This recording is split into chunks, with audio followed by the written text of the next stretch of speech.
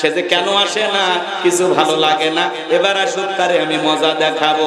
দেখবেন ভাইয়েরা যখন বিদেশে থাকে, এলাকায় দেবর আমদানি কমে না বাড়ে, ওরা ভাবির দুয়ারে যা স্লোগান দেয়, ভাবি ভাইয়া তোমার বর, আমি যে দেবর, ভেবে দেখো ভাবি কার কত দাবি, ভাই গেছে মালয়েশিয়ায়, আমি তো দেশে আছি। কথা কন না কেন? সুযোগ পাইলে ভাবি রুমের ভিতরে প্রবেশ করে বলে, ভাবি আপনার যে চেহারা দেখে মনে হয় না যে আপনার বিয়ে হয়েছে। এই বদমাইশ, বিয়ে না হলে ভাবিটা কিস করে। ভাবি যে ডিজিটাল ভাবি এগুলো শুনে খুশি হয়। আর ভাবি যদি হাফেজা আলেমা হইতো, মাদ্রাসায় পড়তো, আল্লাহর কোরআনের জ্ঞান থাকতো, তাহলে ডেকে বলতো কুল্লিল মুমিনিনা ইয়াগুদ্দুনা মিন আবসারিহিম। হে দেবর, আল্লাহ তাআলা বলেছেন মুমিন পুরুষের দৃষ্টি থাকবে নিচের দিকে। আমাকে দেখার অধিকার তোর ভাইয়ের আছে, তোর জন্য আমাকে দেখা জায়েজ নাই, ঘর থেকে বের হয়ে যা। মা বোন যারা আওয়াজ শুনতেছেন, মা দুইটা পুরুষ হইতে দূরে থাকবেন, একটা দেবর আর একটা দূরে ভাই, এরা হলো মৃত্যু তুল্য, বিষাক্ত সাপের চাইতেও ভয়ঙ্কর। কথা কন নাকি আপনারা? আজকে যুব সমাজের চরিত্র নষ্ট করার মূল যে অস্ত্র, তার নাম হলো এই মোবাইল। মোবাইলের ওজন কম, কিন্তু মোবাইলের মাধ্যমে পাপের ওজনটা অনেক বেশি। কথা বলেন ঠিক কিনা? সারা রাত জানালা দরজা লাগাই একা একা রুমের ভিতরে শুয়ে থেকে উল্টা পাল্টা ভিডিও দেখে। কথা কন নাকি? রাগ করতেছেন আপনারা? এরকম সন্তান আছে না নাই? মা বাবা যখন দরজায় নক করে, রুবেলের ভিতরে কি হয় রে, তখন পড়তেছে বাংলাদেশের স্বাধীনতার যুদ্ধ হয়েছে 1971 সালে, পড়ার ভান করে। আবার মা বাবা চলে যায়, আবার উল্টা পাল্টা ভিডিও দেখে। কথা কোন ঠিক কিনা? সম্মানিত ভাইয়েরা আমার, বিশ্ব নবীর প্রিয় সাহাবী হযরতে আনাস রাদিয়াল্লাহু তাআলা বলেন, নবীজি কাবার হাতিমে হেলান দিয়া বসা, আমি তাকায় দেখি নবীজির মনটা ভীষণ খারাপ, মুখটা মলিন, চোখের কোণা দিয়া অশ্রু ঝরতেছে। হযরতে আনাস ডেকে বলেন, কিছুটা সময় অতিবাহিত হয়ে যাওয়ার পরে আমি তাকায় দেখি আমার নবীজি মুস্কি মুস্কি হাসতেছেন। বলুন সুবহানাল্লাহ। হযরতে আনাস ডেকে বলেন, নবী গো, এই মাত্র দেখলাম মনটা খারাপ, মুখটা বলেন, চোখের কোণা দিয়ে অশ্রু ঝরতেছে, আবার কেনই বা মুস্কি মুস্কি হাসেন? আমার নবী কেন কাঁদেন, কেন হাসেন? এর পেছনে রহস্য আছে না নাই? নবীজির কান্না করার কারণ হলো নবীজির কলিজার টুকরা ছেলে সন্তানগুলো জন্ম নেয়, আর একে একে ছেলে সন্তানগুলো মারা যায়। আবুল কাসেম মারা যায়, ইব্রাহিম মারা যায়, আবু তাহের মারা যায়। বাবা হিসাবে নবীর মনেও কষ্ট লাগে কিনা? একে তো সন্তান হারানো ব্যথা, অন্যদিকে নবীজির কাছের চাচা নাম হলো আবু লাহাব, ডেকে বলে, ভাতিজা তোমার বংশে বাতি জ্বালানো কেউ থাকলো না, তুমি একটা লেজ কাটা, তুমি একটা নির্বংশ, তুমি একটা হাত করে জোরে কন্যা ওযবিল্লাহ।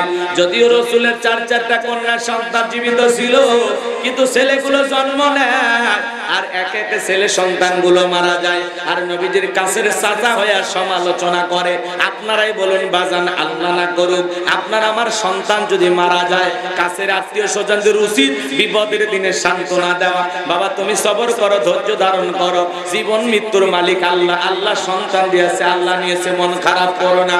আল্লাহ যদি চায় বছর না ঘুরতে আবারও তোমাদের ঘর আলোকিত করে সন্তান দিতে পারেন তিনি কে?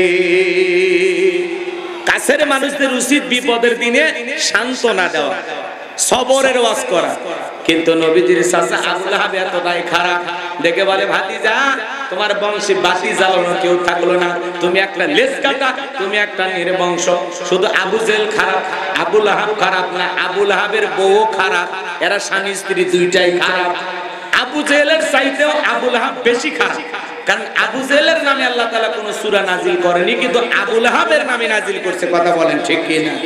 সম্মানিত ভাইয়েরা আমার, দিল দিয়া কথাগুলো বোঝার চেষ্টা করবেন। আল্লাহ তাআলা কেন বিশ্ব নবীর সন্তানগুলোকে উঠিয়ে নিলেন? অনেক পয়গম্বরের সন্তান জীবিত ছিল প্রাপ্ত বয়স পর্যন্ত, কিন্তু বিশ্ব নবীর একটা ছেলে সন্তান কেন জীবিত থাকলো না? আল্লাহ তাআলা কেন তাদেরকে শিশুকালে উঠিয়ে নিলেন? এর পেছনে কারণ আছে না নাই?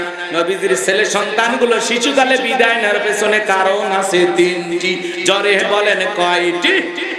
নবীর উম্মত হিসেবে জানতে মনে চায় না নবীর ছেলেগুলো কেন জীবিত থাকলো না, আল্লাহ কেন শিশুকালে উঠায়া নিলেন? এর পিছনে কি সেই 3টি রহস্য, কি সেই 3টি কারণ? কারা কারা শুনবেন হাত তুলে দেখান তো দেখি। লিল্লাহে তাকবীর। হাত নামান। নবীর সম্মান মর্যাদা নিয়ে আলোচনা শোনার দরকার আছে না নাই? এক জায়গায় ওয়াজ করলাম, ভাই বলেন তো আমাদের নবীর নাম কি? বলে হুজুর আব্দুল কাদের জিলানী। পীর সাহেবের নাম মুখস্থ আছে, কিন্তু কপাল পরা নবীর নামটা বলতে পারে না। এমন মুসলমান আছে না নাই? আমার ভাইয়েরা, নবীজির ছেলের সন্তানগুলো কেন আল্লাহ তাআলা শিশুকালে উঠিয়ে নিলেন, কি সেই তিনটি কারণ যদি আমি বলতে চাই তাহলে 3 নাম্বার আয়াতের আলোচনা করা লাগবে। আমি কি 1 নাম্বার আয়াত বাদ দিয়ে 3 নম্বরে যাব, নাকি আস্তে আস্তে শুরু করা যাক? ধৈর্য আছে তো ভাই? ধৈর্য আছে তো? আচ্ছা, আপনারা কথা কম বলতেছেন কেন? আপনারা কি মানে ভিতরে একটা ভাব নিয়ে বসে আছেন যে হুজুর আমরা কথা বলবো না? আচ্ছা বলেন তো, মাহফিলে যদি কথা বলেন এতে কি আপনার গুনাহ হবে? একটু আওয়াজ দেবেন বাজান। আলোচনার গতি বাড়াইতে হলে শ্রোতাদের আওয়াজটা খুব জরুরি। কথা কি বোঝেন নাই? আপনাদের আওয়াজ বলে দিবে, আপনাদের আওয়াজে আমার গতি বাড়বে। একটু সহযোগিতা করবেন। যুবক যারা আছো নিরাশ হয় না, তোমরাও যুবক আমিও যুবক, তোমাদের মনের দুঃখটাকে আমি বুঝি। তোমাদের জন্য স্পেশাল কিছু আলোচনা মাথার মেমোরিতে সেভ করা আছে, সময় মতো ডাউনলোড দিয়ে শোনায় দিন। একটু অপেক্ষা করুন। মা বোন যারা আছেন, মা আপনারা নিরাশ হবেন না। হয়তো বা ভাববেন সামনে পুরুষ আছে জন্য পুরুষদেরই ওয়াজ করতেছেন, না, আপনাদের আলোচনা হয়তো 1 ঘন্টা 3 মিনিট পরে শুরু হবে। একটু অপেক্ষা করেন আমার ভাইয়েরা, দিল দিয়া কথাগুলো বোঝার চেষ্টা করবেন বাজান। আমি যে কথা বলতে চাচ্ছিলাম, তাহলে একে তো সন্তান হারানোর ব্যথা, অন্যদিকে আপন মানুষদের সমালোচনা, আবার সাহাবায়ে কেরাম যারা ইসলাম ধর্ম গ্রহণ করে কাফের বেঈমান তাদের উপর নির্যাতন ও জুলুমের স্টিম রোলার চালায়। হযরতে বেলাল তখনও কালেমা পড়ে মুসলমান হন নাই। নবীজি রাতের বেলা দারুল আলকামে বসা, হযরতে বেলাল বিশ্ব নবীর দরবারে উপস্থিত হয়ে গেলেন। নবীজির চেহারার দিকে তাকাইয়া হযরতে বেলাল ডেকে বলেন, নবী গো, আপনার চাইতে সুন্দর মানুষ আমি জীবনে কোনোদিন দেখি নাই, বলুন সুবহানাল্লাহ। আপনার আমার নবী কতটা সুন্দর ছিলেন জানেন? হযরতে জাবের রাদিয়াল্লাহু তাআলা আনহু বলেন, পূর্ণিমার রাত আমি রাসূলের বাড়িতে গিয়েছিলাম, সেদিন দেখেছিলাম চাঁদ উদয় হয়েছে 2টা, একটা চাঁদ আসমানে আর একটা চাঁদ জমিনে। হযরতে জাবের রাদিয়াল্লাহু তাআলা আনহু বলেন, আমি একবার আকাশের পূর্ণিমার চাঁদের দিকে তাকাই, আর একবার বিশ্বনবীর চেহারার দিকে তাকাই। হযরতে জাবের ডেকে বলেন, ওই আকাশের পূর্ণিমার চাঁদের চাইতে বিশ্বনবীকে আমার কাছে বেশি সুন্দর মনে আপনার আমার নবী কতটা সুন্দর ছিলেন জানেন? আম্মা জান আয়েশা ডেকে বলেন, যে মিশরের নারীরা ইউসুফ নবীর চেহারার দিকে তাকাইয়া ফলকাট থেকে আঙ্গুল কেটে ফেলে দিয়েছিল, ওরা যদি আমার বিশ্ব নবীর চেহারার দিকে তাকাইতো, শুধুমাত্র আঙ্গুল নয়, আঙ্গুল কাটতে কাটতে হাত কাটতে কাটতে কখন যে নিজের কলিজাকে এটা দুফা করে দিত, মুহূর্তের জন্য টের পাইতো না। আপনার আমার নবী এতটাই সুন্দর। আম্মা জান আয়েশা আরো বলেন, ও দুনিয়ার মানুষ, তোমাদের একটা সূর্য আছে, আমি আয়েশার একটা সূর্য আছে। তোমাদের সূর্য উদয় হয় দিনের বেলায়, আর আমি আয়েশার সূর্য উদয় হয় রাতের বেলায়। আম্মা জান আয়েশা একদিন সেলাইয়ের কাজ করতেছিলেন, বাতিতে কোনো তেল ছিল না, সুইটা পড়ে গেল, বাতি জ্বালাইতে পারলেন না, অপেক্ষায় বৈশা থাকলেন। বিশ্বনবী যখন ইশার সালাত আদায় করার পরে সর্বপ্রথম ঘরে এসে প্রবেশ করে নবীজি আম্মা জান আয়েশাকে সালাম দিলেন। নবী ঘরে প্রবেশ করে সর্বপ্রথম আম্মা জান আয়েশাকে কি দিলেন? সালাম দিলেন। সালাম আছে যেখানে শান্তি আছে, কথা কন নাকি আপনারা? নবীজি ঘরে ঢুকে তার স্ত্রীকে সালাম দিলেন। আপনি আমি যখন বাড়িতে প্রবেশ করব, স্ত্রীকে সালাম দেওয়া দরকার আছে না নাই? এই আমল আপনার আমার ঘরেও চালু থাকা দরকার আছে না নাই? বাড়িতে যা বউকে সালাম দিবেন, আসসালামু আলাইকুম রহিমা, কেমন আছো সোনা? ঘরের দরজাটা খোলো না, আমি তোমার লিটনের বাপ, তোমার দিওয়ানা। বউ খুশি হয়ে দরজা খুলে দেবে, কথা বলেন ঠিক কি না? কিন্তু আপনার আমার ব্যবহার এত মিষ্টি না। ঘরের দরজা চিৎকার মেরে ডাক দেয়, এ রুবেলার মা, এ রুবেলার মা, দরজা খোল। বেশি দেরি হলে দরজা ভাঙে ফেলে দিয়া আজ তোর পিঠের উপরে কি যে হবি রে। ভিতর থেকে বউ বলে, এটা স্বামী না সেখানে আশ্রয়ী। কথা কন, কথা কন। বউ সালাম দিবেন, বাড়ির যা সালাম দিবেন। স্বামীও সালাম দেয় না, বউ সালাম দেয় না, দুইজনে পোপা। কথা কয় না, কথা কয় না। সূরা নূরের 27 নম্বর আয়াত আল্লাহ স্পষ্ট জানিয়ে দিয়েছেন, এক মুমিন আর এক মুমিনের গৃহে প্রবেশ করতে হলে, একজন আর একজনের বাড়িতে প্রবেশ করতে হলে, এক মুমিন আর এক মুমিনের বাড়িতে প্রবেশ করতে হলে গৃহবাসীর অনুমতি নিতে হবে। সালাম দিয়া অনুমতি নিয়া তারপরে বাড়িতে ঢুকতে হবে। আর আপনি বাচ্চা বাচ্চা কয় বাড়ির মধ্যে ঢুকে যান, বাচ্চার বইয়ের ওন্না ঠিক নাই, ওর মা কি করতেছে, ওর বোন কি করতেছে, এক নজরে সিসি ক্যামেরা সব দেখা শেষ। কথা বলেন না কেন? মুসলমান হিসাবে আর একজন মুসলমানের বাড়িতে প্রবেশ করতে হলে সালাম দিয়া অনুমতি নিয়ে ঢোকা লাগবে। খালি ওয়াজ শুনলে হবে না, আমল করা লাগবে। কথা কম। বাড়িতে বউ সালাম দিবেন, লোকজন যদি না থাকে বইয়ের হাত ধরে মুসাফা, এ যুবকে কার হাত? বইয়ের হাত। পাশে বাড়ি ভাবির হাত না ধরলে ঝাঁটা দিয়ে পিটের, বইয়ের হাত ধরে মুসাফা করবেন। একেবারে যদি ময়দান ফাঁকা থাকে কোলাকুলি সেরে নেবেন। এই ওয়াজ এক জায়গায় করলাম, এক যুবক বলে হুজুর বউকে সালাম দিদিকে শরম লাগে। আমি তখন বললাম বাবা তুমি কি বিয়ে করছো? কি কোন হুজুর, 3 সন্তানের বাপ আমি তখন বললাম বাবা স্ত্রী সহবাসের একটা দোয়া আছে তুমি কি জানো? কয় দোত হুজুর এটা দোয়া পড়ার টাইম। কথা কয় বিয়ে করে বইয়ের বাচ্চা হয়ে গেছে শরম লাগে না, সালাম দিদিকে শরম লাগে। ওটা শরম না শয়তানি? কথা কন নাকি আপনারা? দাম্পত্য জীবনে আজকে সুখ আর শান্তি নাই, এর পিছনে কারণ আমরা দাম্পত্য জীবনে নবীজির সুন্নতগুলো আমল করি না। কথা বলেন ঠিক কি না?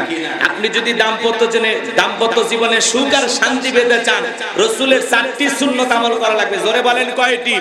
রাসূলের 4টি সুন্নত যদি দাম্পত্য জীবনে আমল করতে পারেন, মৃত্যু পর্যন্ত সম্পর্ক টিকে থাকার গ্যারান্টি। বলেন আল্লাহু আকবার। কয়টি সুন্নত? কথা বলেন না কেন? স্লোগান শোনেন না? আপনি কি দাম্পত্য জীবনে অসুখী? যদি সুখ আর শান্তি পেতে চান জোরে বলেন কয়টি সুন্নত? 4টি সুন্নত আমল করা লাগবে। এখনই যদি আমি 4টি সুন্নত বলা শুরু করে দিই আলোচনা এলোমেলো হয়ে যাবে। ধৈর্য নিয়ে আপনারা শেষ পর্যন্ত থাকবেন তো ইনশাআল্লাহ। কারা কারা শুনতে চান একটু হাত তুলে দেখান তো বাজান। লিল্লাহি তাকবীর। হাত নামান আমার ভাইরা। তাহলে বউকে সালাম দিবেন। আজকে হঠাৎ করে সালাম দিবেন আসসালামু আলাইকুম। বউ হয়তো বা চমকে উঠবে, কারে সালাম দিলেন? তখন বলবেন সকিনা তোরে সালাম দিলাম। 2-4 দিন দিতে দিতে অভ্যাসে পরিণত হবে। কথা বলেন না কেন? সন্তান আছে না আপনাদের? ছোট ছোট বাচ্চাদেরকেও সালাম দিবেন, আদব কায়দা শিখাইতে হবে। ছেলে যখন যুবক হবে, এই যুবক ছেলে যদি মায়ের রুমে প্রবেশ করে, তাহলে মায়ের রুমে যুবক ছেলে প্রবেশ করতে হলেও মায়ের অনুমতি নিয়ে ঢোকালে। কার অনুমতি লাগবে? মায়ের। আসসালামু আলাইকুম আম্মা জান, আমি একটু আপনার সাথে কথা বলার জন্য ভিতরে কি আসতে পারি? মা অনুমতি দেবে, তারপরে ঢুকবে। অনেকে করছে হুজুর আজকে আসমানের থেকে বললাম, এলে কি ওয়াজ করতেছে, কি এরকম ভাবতেছে? মুসলমান ভাইরা আমার, দিল দিয়ে কথাগুলো বোঝার চেষ্টা করবেন বাজান, সামনে গেলে মজা পাবেন। আমি যে কথা বলতে চাচ্ছিলাম, আম্মা জান আয়েশা দেখে বলেন নবীজি সালাম দিয়ে যখন ঘরের ভিতরে প্রবেশ করলেন, নবীজির চেহারার আলোতে সুইটা কই পড়ে আছে আমি পরিষ্কার দেখতে পেয়েছি। বলুন সুবহানাল্লাহ। নবীর সম্মান মর্যাদা কত জানেন? যে নবী হ্যাঁ বললে তামাম পৃথিবীবাসীর জন্য আল্লাহ পাক হালালে পরিণত করে দেয়, যে নবী না বললে তামাম পৃথিবীবাসীর জন্য আল্লাহ পাক হারামে পরিণত করে দেয়। যে নবী আসমানের চাঁদের দিকে ইশারা করলে চাঁদ 2 টুকরো হয়ে যায়, জমিনে পা তুললে মাওলা পাকের আরশে আজিমে পৌঁছে যায়। বলুন সুবহানাল্লাহ। নবীজি যখন জমিনে পথ চলতেন, আসমানের মেঘ এসে বিশ্ব নবীকে ছায়া প্রদান করতেন। নবীজি যখন ঘেমে যেতেন, আম্মা জানেরা নবীজির দেগের ঘামগুলো শিশির ভিতরে জমা রাখতেন। বিশেষ দিনে নবীজির দেগের ঘামগুলো সুগন্ধি হিসেবে ব্যবহার করা হতো। বলুন সুবহানাল্লাহ। হযরতে আনাস থেকে বলেন নবীজির দেগের ঘামের চাইতে দামি সুঘ্রাণ আমি জীবনে কোনোদিন নাকে পাইনি। বলুন সুবহানাল্লাহ। নবীজি থুতু নিক্ষেপ করলে সেখান থেকে সুগন্ধি বের হয়। নবীজি ওযু করলে ওযুর পানি দিয়ে সুগন্ধি বের হয়।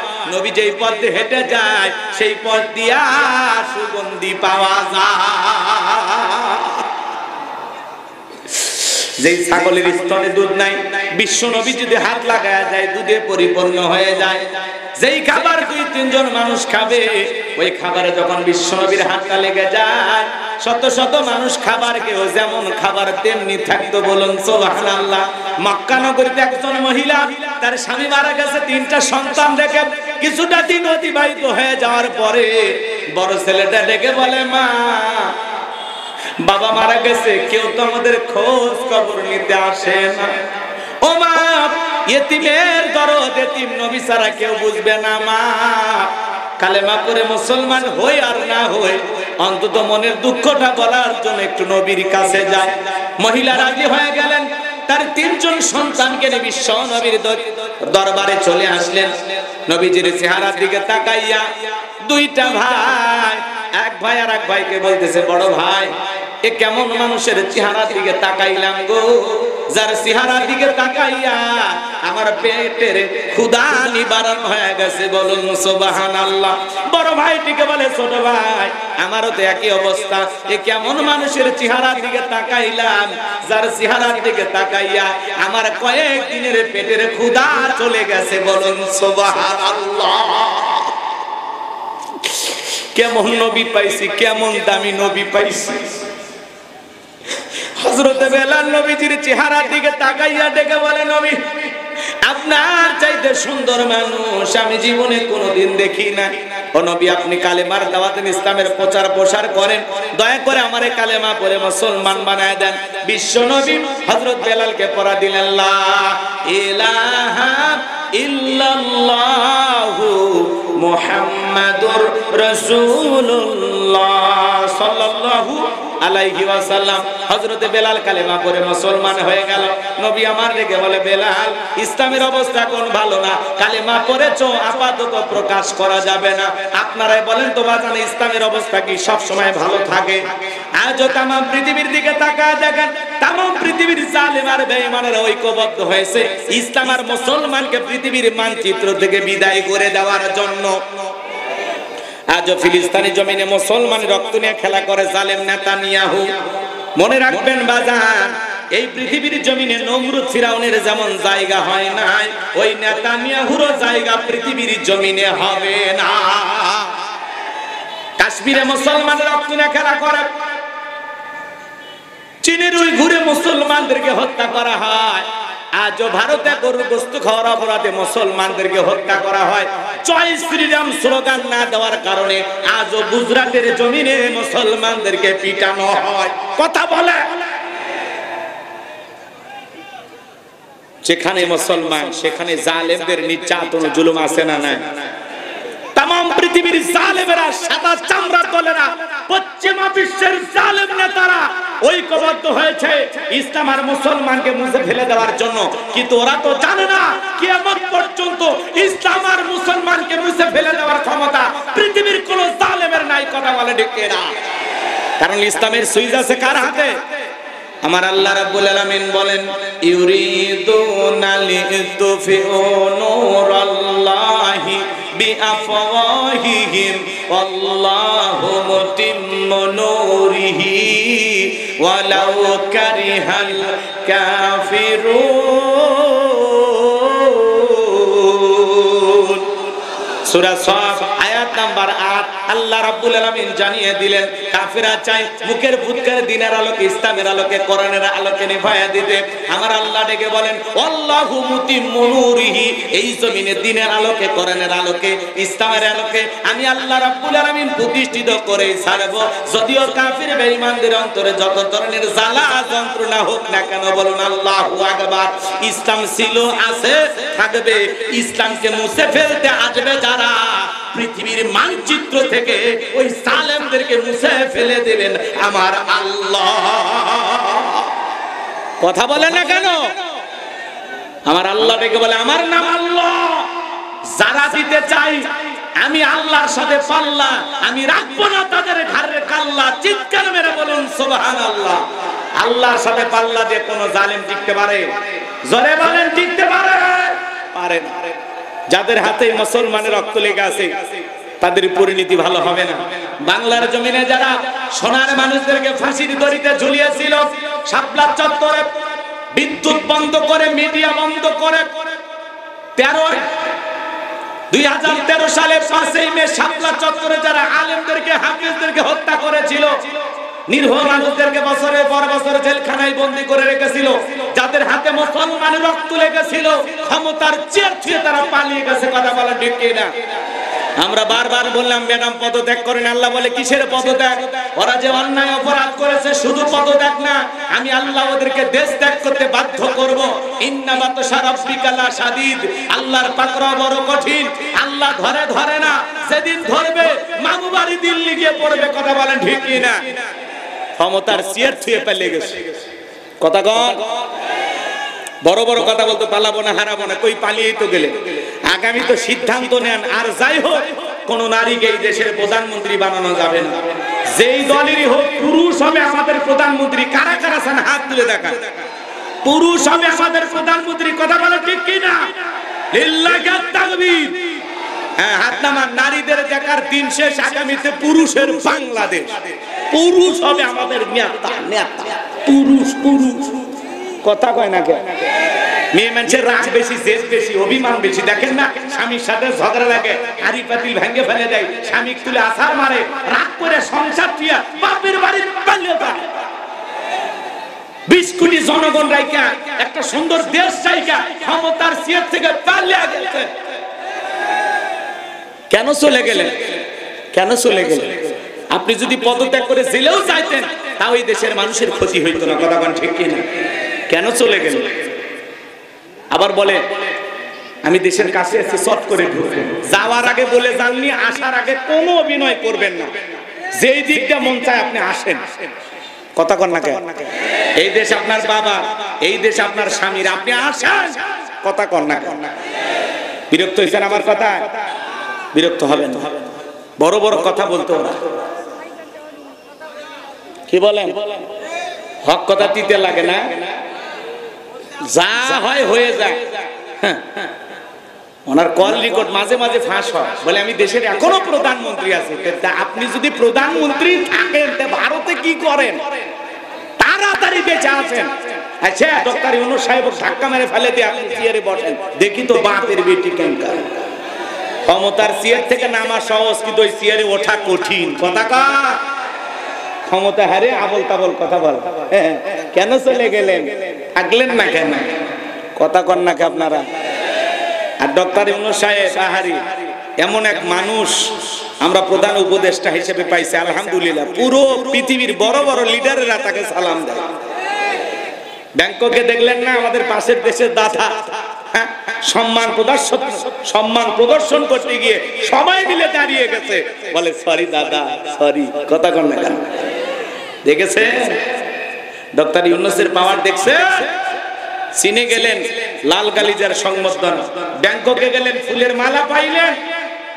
নরেন্দ্র মোদী সাহেবের সাথে বৈঠক ছিল, সেই বৈঠকে অংশগ্রহণ করতে গেলেন, সবাই সম্মান প্রদর্শন করতে গিয়ে দাঁড়াইতে বাধ্য হয়েছে। এর নাম ডক্টর ইউনূসের পাওয়ার। বাংলাদেশকে নতুন ভাবে স্বপ্ন দেখানোর জন্য এই 84 বছরে উনি যা করতেছেন, ওনার জন্য আমাদের দোয়া ভালোবাসা আছে। কথা বলেন ঠিক কি না? পাগলা মসজিদের নাম আপনারা শুনছেন, শোনেন না? কিশোরগঞ্জের এক পাগলা মসজিদ, বাপরে বাপ, যে দান বক্স খুললে কোটি কোটি টাকা পাওয়া যায়, সেই পাগলা মসজিদের দান বক্সে এইবার একটা চিঠি পাওয়া গেছে। একজন দোয়া চাইতেছে, যে একটা চিঠির ভিতরে লিখছে, ডক্টর ইউনূসকে আমি 5 বছর বাংলাদেশের প্রধানমন্ত্রী হিসেবে দেখতে চাই। ডক্টর ইউনূস 5 বছর এই দেশ চালাবে, এই দোয়া চাইয়া পাগলা মসজিদের দান বক্সে এক ভক্ত চিঠি লিখছে। মারহাবা কোন। যদি আমরা এগুলো করতে উৎসাহ দিতেছি না, কিন্তু মানুষের আবেগটা গেছে কোথায়? অনেকে বলতেছে কিসের নির্বাচন, উনি যতদিন মনে চাই থাক না, সমস্যা তো আর হচ্ছে না। কথা কন নাকি আপনারা? তাহলে ডক্টর ইউনূস 5 বছর ক্ষমতায় চায়, এইটা যে জনগণের আবেগ, পাগলা মসজিদের দান বক্সে ঢুকে গেছে চিঠি। কথা কয় না যে আমি পাগলা মসজিদে দান করলাম আর দোয়া চাই না যাতে ডক্টর ইউনূস আরো 5 বছর ক্ষমতায় থাকে। উনি 6-7 মাসে যে খেলা দেখাইতেছেন, আগামী 5 বছর যদি সত্যি দেশের জনগণ তাকে ক্ষমতায় রাখতে পারে, আমার বিশ্বাস এই বাংলাদেশ পৃথিবীর উন্নয়নশীল একটা রাষ্ট্র হিসেবে পৃথিবীর মানচিত্রে মাথা উঁচু করে দাঁড়িয়ে যাবে ইনশাআল্লাহ। ইনশাআল্লাহ বলেন, ইনশাআল্লাহ। আর ওনার সাথে একজন মেধাবী তরুণ যোগ দিয়েছেন, আশিক চৌধুরী, নাম শোনেননি? উনি আজকে সংবাদ সম্মেলনে এসে কথা বলেছেন, আর বলেছেন অনেক মিডিয়াতে আমার এই উপস্থাপনার প্রশংসা করা হচ্ছে, কিন্তু আমি প্রশংসা পাওয়ার মতো কোনো কাজ করিনি। এটা আমাদের পুরো টিমের প্রশংসা পাওয়ার যোগ্য। আমি শুধু আমার যেটা কাজ আমি সে কাজটাকে করেছি। আমার এটা একটা চাকরি, এটা ভেবে আমি কাজটা করেছি, আপনাদের প্রশংসা পাওয়ার জন্য কাজ করিনি। মারহাবা। কি একজন বিনয়ী মানুষ, মারহাবা। সম্মানিত ভাইয়েরা আমার, তাহলে দেশের মানুষের আবেগ ভালোবাসা গেছে কোথায়? এই সমাজের হাজার হাজার মানুষ এখন চাইতেছে, লক্ষ লক্ষ মানুষ চাইতেছে, কোটি কোটি মানুষ চাইতেছে ডক্টর ইউনূস আরো কিছুদিন ক্ষমতার চেয়ারে বসে থাক। কথা বলেন ঠিক কি না? পাগলা মসজিদের দান বক্সে সিডি পর্যন্ত লিখতেছে ইউনূসকে 5 বছর ক্ষমতায় দেখতে চায়। এই আবেগ ভালোবাসা গেছে কোথায়? আল্লাহ আল্লাহ বাংলাদেশের জমিনের শান্তি ফিরায়া দাও, জোরে বলেন আমিন। লম্বা হাবি লম্বা করব না বাজান। এই জন্য ইসলামের অবস্থা সব সময় ভালো থাকে না। নবী ডেকে বলে বেলাল, ইসলামের অবস্থা কোনো ভালো না, কালেমা পড়েছ আপাতত প্রকাশ করা যাবে না। হযরতে বেলাল ডেকে বলে নবী, আমার জীবনের কোনো দাম নাই, আমার মনিব উমাইয়া তাকে আমি বলেছিলাম উট দুম্বা ছাগল পেশাব পায়খানা করে দেয়, এই ঘরে থাকতে আমার বড় কষ্ট হয়, আমার জন্য একটা আলাদা ঘরের ব্যবস্থা করে দেন। উমাইয়া ডেকে বলে বেলাল, উট দুম্বার ছাগলের দাম আমার কাছে আছে, কিন্তু তোর মতো কালো হাবশি বেলালের দাম আমার কাছে নাই। জোরে বলেন নাউজুবিল্লাহ। নবী গো, আপনি শুধু আমাকে দোয়া করে দেন মৃত্যু পর্যন্ত যেন কালেমার পথে টিকে থাকতে পারি। এই কথা বলে হযরতে বেলাল চলে গেলেন। পরের দিন সকালবেলা সূর্য উদয় হয়ে গেছে, অনেকটা বেলা হয়ে গেছে। হযরতে বেলাল দরজা খোলে না। অন্য চাকর যারা আছে নালিশ নিয়ে চলে গেছে উমাইয়ার কাছে, যা বলে নেতা এখন পর্যন্ত বেলাল দরজা খোলে নাই, তাই নাকি? বলে হ্যাঁ। ঠিক আছে চলো যাই। দরজায় ডাকতে, হে বেলাল দরজা খোল। হযরতে বেলাল দরজা খোলে না, জোরে করে ধাক্কা মারছে, যখন দরজা খুলে গেছে তখন এইবার উমাইয়া তাকায় দেখে যেই রাত্রিতে হযরতে বেলাল কালেমা পড়ে মুসলমান হয়েছে, ওই রাত্রিতে একটা উট দুম্বা ছাগলের কাছে কোনো পেশাব পায়খানা নাই। জোরে বলেন মারহাবা। এইবার উমাইয়া ডেকে বলে, এ চাকরের দল, বেলালের বিরুদ্ধে মিথ্যা অভিযোগ দাও। তোমরা যখন ঘুমাচ্ছিলে বেলাল তখন ময়লা আবর্জনা পরিষ্কার করেছে, তাকায় দেখো না একটা উট দুম্বা ছাগলের কাছে কোনো পেশাব পায়খানা নাই, যাও নিজেদের কাজ করো। এই কথা বলে বলে ওদেরকে তাড়িয়ে দিলেন। এক পা দুপা করে বেলালের কাছে চলে গেলেন। হযরতে বেলাল দেয়ালে পিঠটা লাগায়া জিহ্বা নাড়ায়া জিকির করে কার হালকা করে ধাক্কা মারছে, যখন জবান দিয়ে কালেমা রস বের হয়েছে তখন এইবার ডেকে বলে বেলাল, তোর জবান দিয়ে কি শুনলাম তুমি কি মুসলমান হয়েছো? হযরতে বেলাল ডেকে বলে, মুসলমান হয় যারা মিথ্যা কথা বলতে পারে না তারা। ওয়াকুলু কওলান সাদীদা, মুসলমান হবে যারা সত্যবাদী হবে তারা। মুসলমান কখনো মিথ্যাবাদী হতে পারে। আর ওরা এত মিথ্যা কথা বলতো, মিথ্যা বলতে বলতে চেহারাটা বেঁকা হয়ে গেছে, এক পা কবরে ঢুকেছে। এত মিথ্যা কথা বলে শয়তান পর্যন্ত বলে আমি এত খারাপ না, বলে হেলিকপ্টার দিয়ে পানি দিয়েছিলাম, এখন তথ্য ফাঁস হয়ে আসে, ভিডিও ফুটেজ বের হয়েছে, হেলিকপ্টার থেকে পানি নয়, ঢাকাবাসীর বুকে গুলি করা হয়েছিল। কথা বলেন কি মিথ্যাবাদী। রাগ করবেন না আমার ভাইয়েরা, দিল দিয়ে কথাগুলো বোঝার চেষ্টা করবেন। এইবার উমাইয়া ডেকে বলে বেলাল, উট দুম্বা ছাগলের মালিক বানায় দেব, থাকার জন্য ভালো করে ব্যবস্থা করে দেব। হযরতে বেলাল ডেকে বলে উমাইয়া দুনিয়া বুজেলকে খবর দেব। হযরতে বেলাল ডেকে বলে, কোন বড় নেতা ছোট নেতা এখন কাউকে গোনার টাইম নাই, আমি দুনিয়ার কোন আবু জেহেলকে ভয় করি না, আমি ভয় করি আমার আল্লাহকে। আল্লাহু আকবার। এইবার উমাইয়া দৌড়ে চলে গেল আবু জেহেলের বাড়িতে, যা বলে নেতা সংবাদ খুব খারাপ, আমার বাড়ি কি দোদাস বেলাল কালেমা পড়ে মুসলমান হয়েছে, তাই নাকি? বলে হ্যাঁ। ঠিক আছে যাও আমি আসতেছি। আবু জেহেলের সাঙ্গ পাঙ্গ ক্যাডার মাস্তান ছিল, যাদের কাজই হলো মুসলমানদের উপর নির্যাতন ও জুলুম চালানো। আজও तमाम পৃথিবীর দিকে তাকায়া দেখবেন জালেমদের বিশেষ একটা বাহিনী থাকে, যাদের কাজই হলো টুপিওয়ালা দাড়িওয়ালা ইমানদার আল্লাহওয়ালাদের উপর নির্যাতন ও জুলুম চালানো, মুসলমানদেরকে টার্গেট করে করে বিদায় করা। কথা বলেন ঠিক কিনা? আবু জেহেল কত বড় বদমাইশ ছিল জানেন? হযরতে আম্মার রাদিয়াল্লাহু তাআলা আনহু রাস্তাতে হেঁটে যাচ্ছেন, তার মা সুমাইয়াকে সঙ্গে নিয়ে। আবু জেহেল ডেকে বলে, আম্মার শুনেছি তোমরা নাকি মুসলমান হয়েছো। হযরতে আম্মার ডেকে বলে, হ্যাঁ যা শুনেছেন সত্য, আমরা কালেমা পড়ে মুসলমান হয়েছি। আবু জেহেল ডেকে বলে, আম্মার তুমি কি জানো এর পরিণতি কত ভয়ঙ্কর হতে পারে? এইবার আবু জেহেল হযরতে আম্মার রাদিয়াল্লাহু তাআলা, তার বয়স 18 থেকে 22 বছর হবে, এবং তার মা সুমাইয়া দুইজনকে দুইটা খুঁটির সাথে বাঁধলেন। আর ডেকে বলে, আম্মার এই মুহূর্তে যদি একটা খেলা দেখায় বলতো কেমন হবে? হযরতে আম্মার বলে, কি খেলা দেখাইবা? আবু জেহেল ডেকে বলে, আম্মার রে তোর চোখের সামনে যদি আজকে আমি তোর মাকে উলঙ্গ করি বলতো কেমন হবে? হযরত আম্মার মাথাটা নিচু করলেন, হযরত সুমাইয়া উপরেছে। আবু জেহেল দেখে বলে, যুবকের দল, আম্মারের মাথাটা উঁচু করে ধরো। হযরতে আম্মার মাথা যখন উঁচু করে ধরা গেল,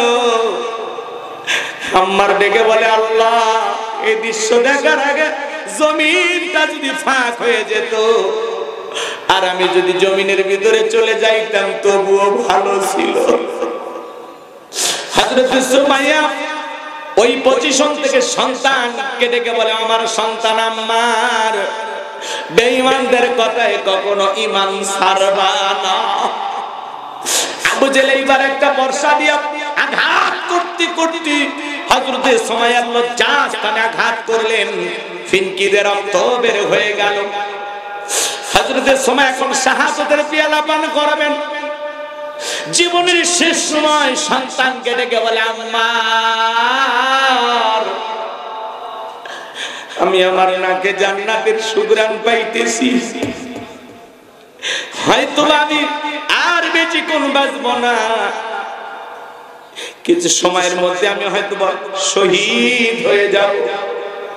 ও আমার সন্তান আম্মা, মৃত্যুর আগে মা হিসাবে বলে যা, খবরদার খবরদার, বেঈমানদের কথায় কখনো ঈমান ছাড়বা না। আল্লাহু আকবার। সাহাবায়ে কেরামদের ঈমান কত মজবুত ছিল, জীবন দিয়েছেন তবুও জালেমের কাছে মাথা নত করে নাই।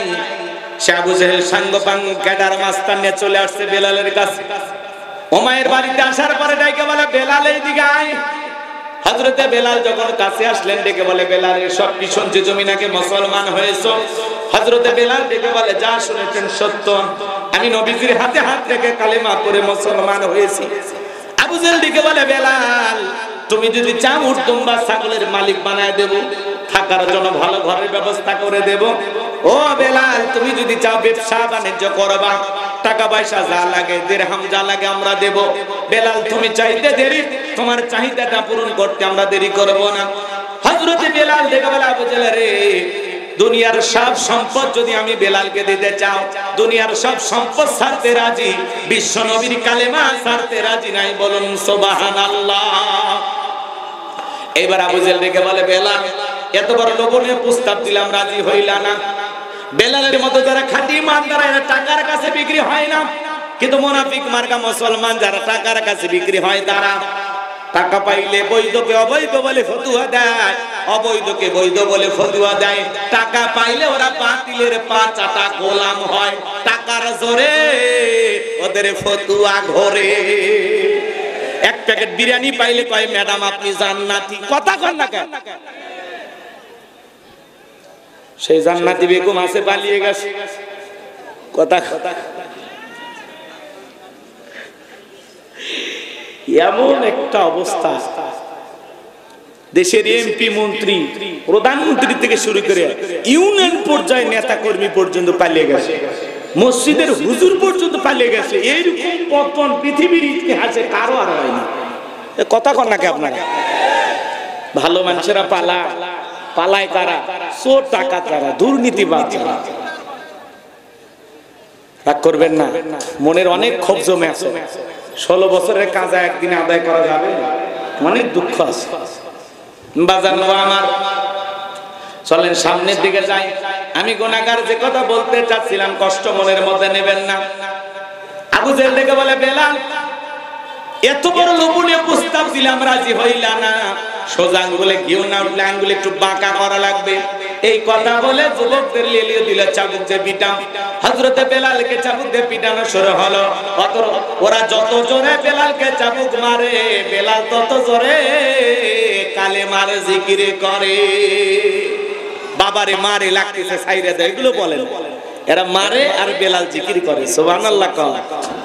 এইবার আবু জেহেল ডেকে বলে, বেলাল, মারতে মারতে চামড়া ফেটে যখন রক্ত ঝরতেছে, আবু জেহেল ডেকে বলে, বেলাল, চামড়া ফেটে রক্ত ঝরতেছে, তবুও কি নবী মুহাম্মাদের কালেমা ছাড়বে না? হযরতে বেলাল ডেকে বলে, আবু জেহেল রে, মারতে মারতে যদি মেরেও ফেলে দাও, জীবনটা দিতে রাজি, নবীজির কালেমা ছাড়তে রাজি নাই। চিৎকারে মেরে বলুন সুবহানাল্লাহ। এইবার আবু জেহেল ডেকে বলে, এ যুবকের দল, বেলালের পায়ে রশি দিয়ে বাঁধো, উটের পায়ের সঙ্গে লাগাও। হযরতে বেলালের পায়ে রশি দিয়ে বাঁধা হলো, উটের পায়ের সঙ্গে লাগাইয়া আরবের উত্তপ্ত গরম বালিতে ছেঁচড়ে ঘোরা হলো। আরবের বালিগুলো এত গরম, চাল দিলে মুড়ি হয়ে যায়, এত উত্তপ্ত গরম বালি। বাবলা গাছের কাঁটাগুলো জিহ্বার ভিতরে পেরেকের মতো মারা গেল। এরকম নির্যাতন জুলুম করার পরে বিকেল বেলা নিয়ে এসে বলে, বেলাল চাবুক দিয়ে পিটাইলাম, পায়ে রশি লাগাইয়া নিয়ে ঘুরলাম, এত নির্যাতন জুলুম করা হলো রে বেলাল, তবু কি নবী মুহাম্মাদের কালেমা ত্যাগ করবা না?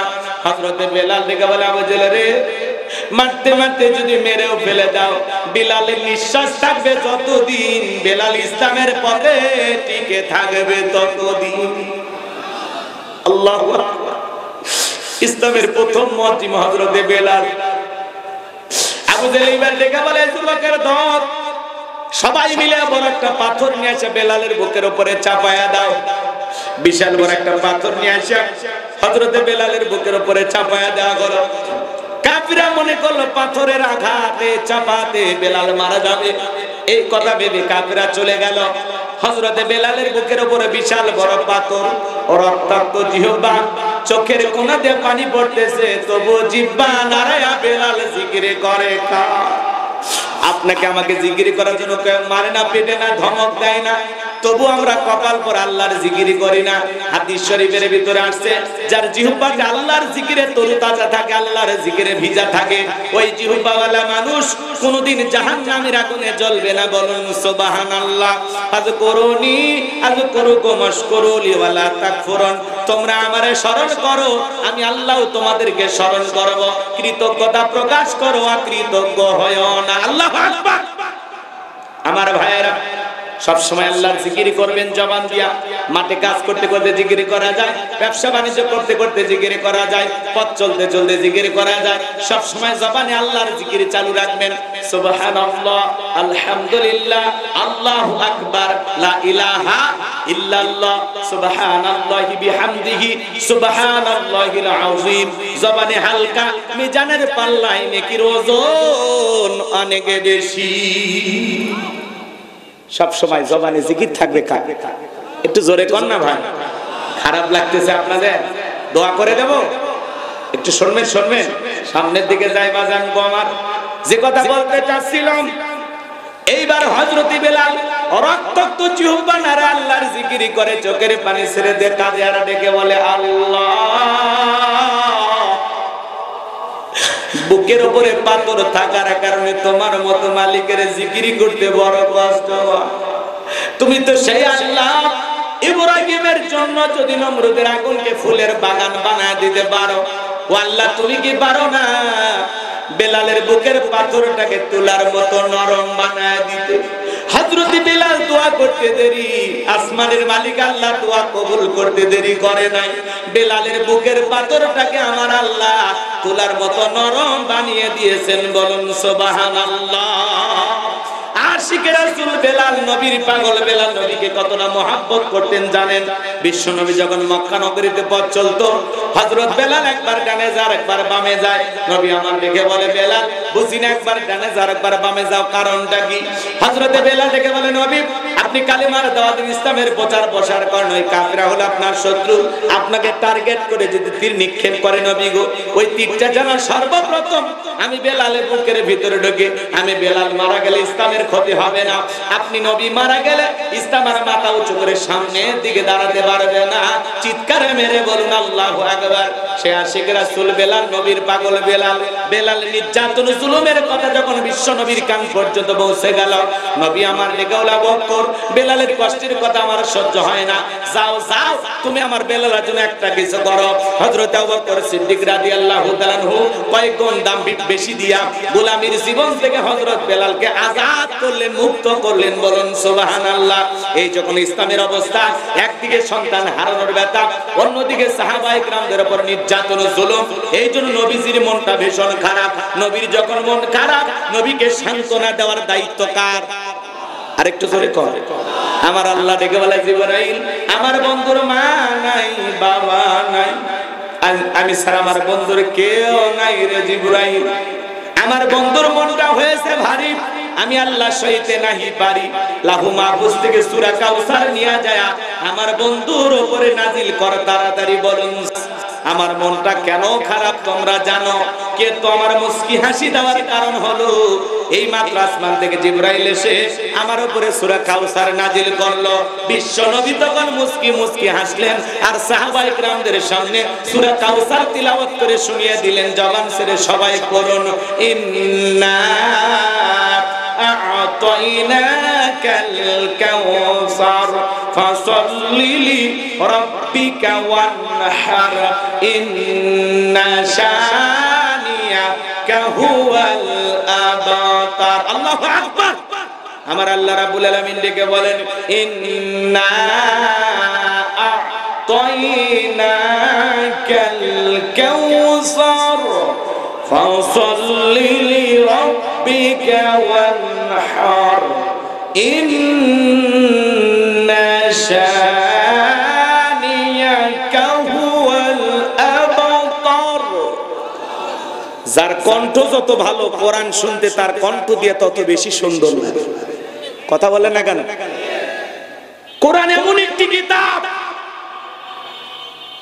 ছোটবেলায় বাবার হাত ধরে মসজিদে গিয়েছিলেন, ইমাম সাহেবের কণ্ঠে সূরা ফাতিহা শুনেছিলেন। আপনার বয়স এখন 50-60 বছর। যারা দৈনিক 5 ওয়াক্ত সালাত আদায় করে কমপক্ষে 40 বার সূরা ফাতিহা পাঠ করতে হয়। কোন মানুষ কি বিরক্ত হয়ে বলছে যে সূরা ফাতিহা পড়তে ভালো লাগে না? বলে কোরআনের আকর্ষণ কমছে? কবে না। কোন ইমামকে বলেছে আমি 30 বছর সূরা ফাতিহা দিয়ে শুরু করছি, কাল মাগরিবে সূরা ইখলাস দিয়ে শুরু করব, কুল হুয়াল্লাহু আহাদ। পিছন থেকে কি বলবেন? আল্লাহু আকবার। হুজুর আগে সূরা ফাতিহা পড়েন, এরপরে অন্য সূরা পড়েন। কারণ সূরা ফাতিহা ছাড়া নামাজ হবে? জোরে বলেন হবে? কোরআনের ভিতর আল্লাহ এমন একটা আকর্ষণ দিয়েছে। কোরআন জোরে পড়লে মজা লাগে, টেনে পড়লেও মজা লাগে, মাঝামাঝি সুরে পড়লে মজা লাগে। কোরআনের আকর্ষণ কিয়ামত পর্যন্ত কমবে না। চিৎকার মেরে বলুন সুবহানাল্লাহ। কোরআনের ভিতরে যে মধু আছে, যে আকর্ষণ আছে, এটা কিয়ামত পর্যন্ত কমবে না। অনেক পয়গাম্বরকে আল্লাহ অনেক মুজিজা দিয়েছেন, নবীও বিদায় নিয়েছে, মুজিজাও বিদায় নিয়েছে। কিন্তু উম্মতে মুহাম্মাদের জন্য বিশ্ব নবীকে আল্লাহ এমন একটা মুজিজা দিয়েছেন যার নাম কোরআন। কিয়ামত পর্যন্ত এই কোরআনের আকর্ষণ কমবে না। বলুন সুবহানাল্লাহ। কি বলেন? রাগ করেন? একটা গান 2 বার 3 বার শুনে মানুষ বিরক্ত হয়, বলে এই গান বন্ধ কর। কিসের আউল ফাউল গান বাজা? মানুষ বিরক্ত হয়। কথা কর না কথা। আপনারা কি আমার কথা রাগ করতেছেন? মানুষ বিরক্ত হয় না একটা গান শুনে? কিন্তু কোরআন শুনে কেউ বিরক্ত হয়? আর যদি কেউ বলে কোরআন শুনে আমার বিরক্ত লাগে, খারাপ লাগে, বুঝবেন আপনার অন্তর কি হয়েছে? মরিচা বলছে, আপনি ধ্বংস হয়ে গেছেন। কথা কন। মনটা যদি আবু বকরের মতো নরম হয়, কোরআন শুনলে ঈমানটা বাড়বে। আর মনটা যদি আবু জেলের মতো শয়তানিতে ভরা থাকে, আবু জেল সারা রাত কোরআন শোনার পরে হেদায়েত ভাগ্যে জোটেনি। কথা বলেন ঠিক কি না? মনটা আবু বকরের মতো নরম করে। আমার ভাইয়েরা, কষ্ট হচ্ছে আপনাদের। তাহলে কোরআনের সাথে আমাদের সম্পর্ক রাখা দরকার আছে না নাই? নিজেরা আলেম হতে পারেননি, হাফেজ হতে পারেননি, সন্তানদেরকে মাদ্রাসায় পড়াইয়া হাফেজ আলেম বানানোর দরকার আছে না নাই? নায়কের বাবা হয়ে লাভ নাই, গায়কের বাবা হয়ে লাভ নাই। যে অভিভাবক তার মা বাবা নিজের হাতে সন্তানকে গানের স্কুলে, নাচের স্কুলে ভর্তি করায়, এরকম মা বাবা আছে না? সন্তানকে শিখায় সা রে গা মা পা নি ধা পা গা সা মা গা গা গা গা। বলেন এগুলো শিখলে সব পাওয়া যাবে? যে মা বাবা সন্তানকে গানের স্কুলে, নাচের স্কুলে ভর্তি করে দেয়, ওই মা বাবা নিজের হাতে সন্তানকে জাহান্নামের আগুনে ফেলে দিয়েছে। কথা বলেন ঠিক কি না? সন্তানকে মাদ্রাসায় পড়াইতে হবে, দিন শিখাইতে হবে। সন্তানের মুখে গান শুনলে মা বাবা খুব সুন্দর, হ্যাঁ রে ছেলে বড় হলে শিল্পী হবে, হ্যাঁ সন্তান একটু নাচতে পারলে ডান্সার হবে। এই সমস্ত অভিভাবকের কপাল পুড়ছে, কপাল পুড়ছে। এদের ছোট ছোট বাচ্চারা কোরআন তিলাওয়াত করলো, ইসলামী সঙ্গীত গাইলো, ভালো লাগে নাই? সন্তানকে মাদ্রাসায় পড়ায়, দিন শিখা, আলেমের বাবা হন, হাফিজের বাবা হন। নায়ক গায়কের বাবা হয় লাভ নাই। কথা বলেন না কেন? নায়কের বাবা হয় লাভ আছে? শাকিব খানের বাবা হইলে দাম বাড়বে নাকি একজন হাফেজের বাবা হলে? কথা কয় না, কথা কয়। আমার কথায় অনেকেই বিরক্ত হচ্ছে না, হুজুর বিরক্ত হচ্ছে। হক কথা বলা লাগবে, যতই চিন্তা। আমার আল্লাহ রাব্বুল আলামিন বলেন, ইন্না আ'তাইনাকাল কাউসার, অবশ্যই আমি আল্লাহ পাক আপনাকে হাউজে কাউসার দান করেছি। বলেন সুবহানাল্লাহ। এই পৃথিবীর অন্য কোন নবী রাসূলকে আল্লাহ তাআলা হাউজে কাউসার গিফট করেন নাই, আপনার আমার নবীকে আল্লাহ তাআলা হাউজে কাউসার দান করেছেন।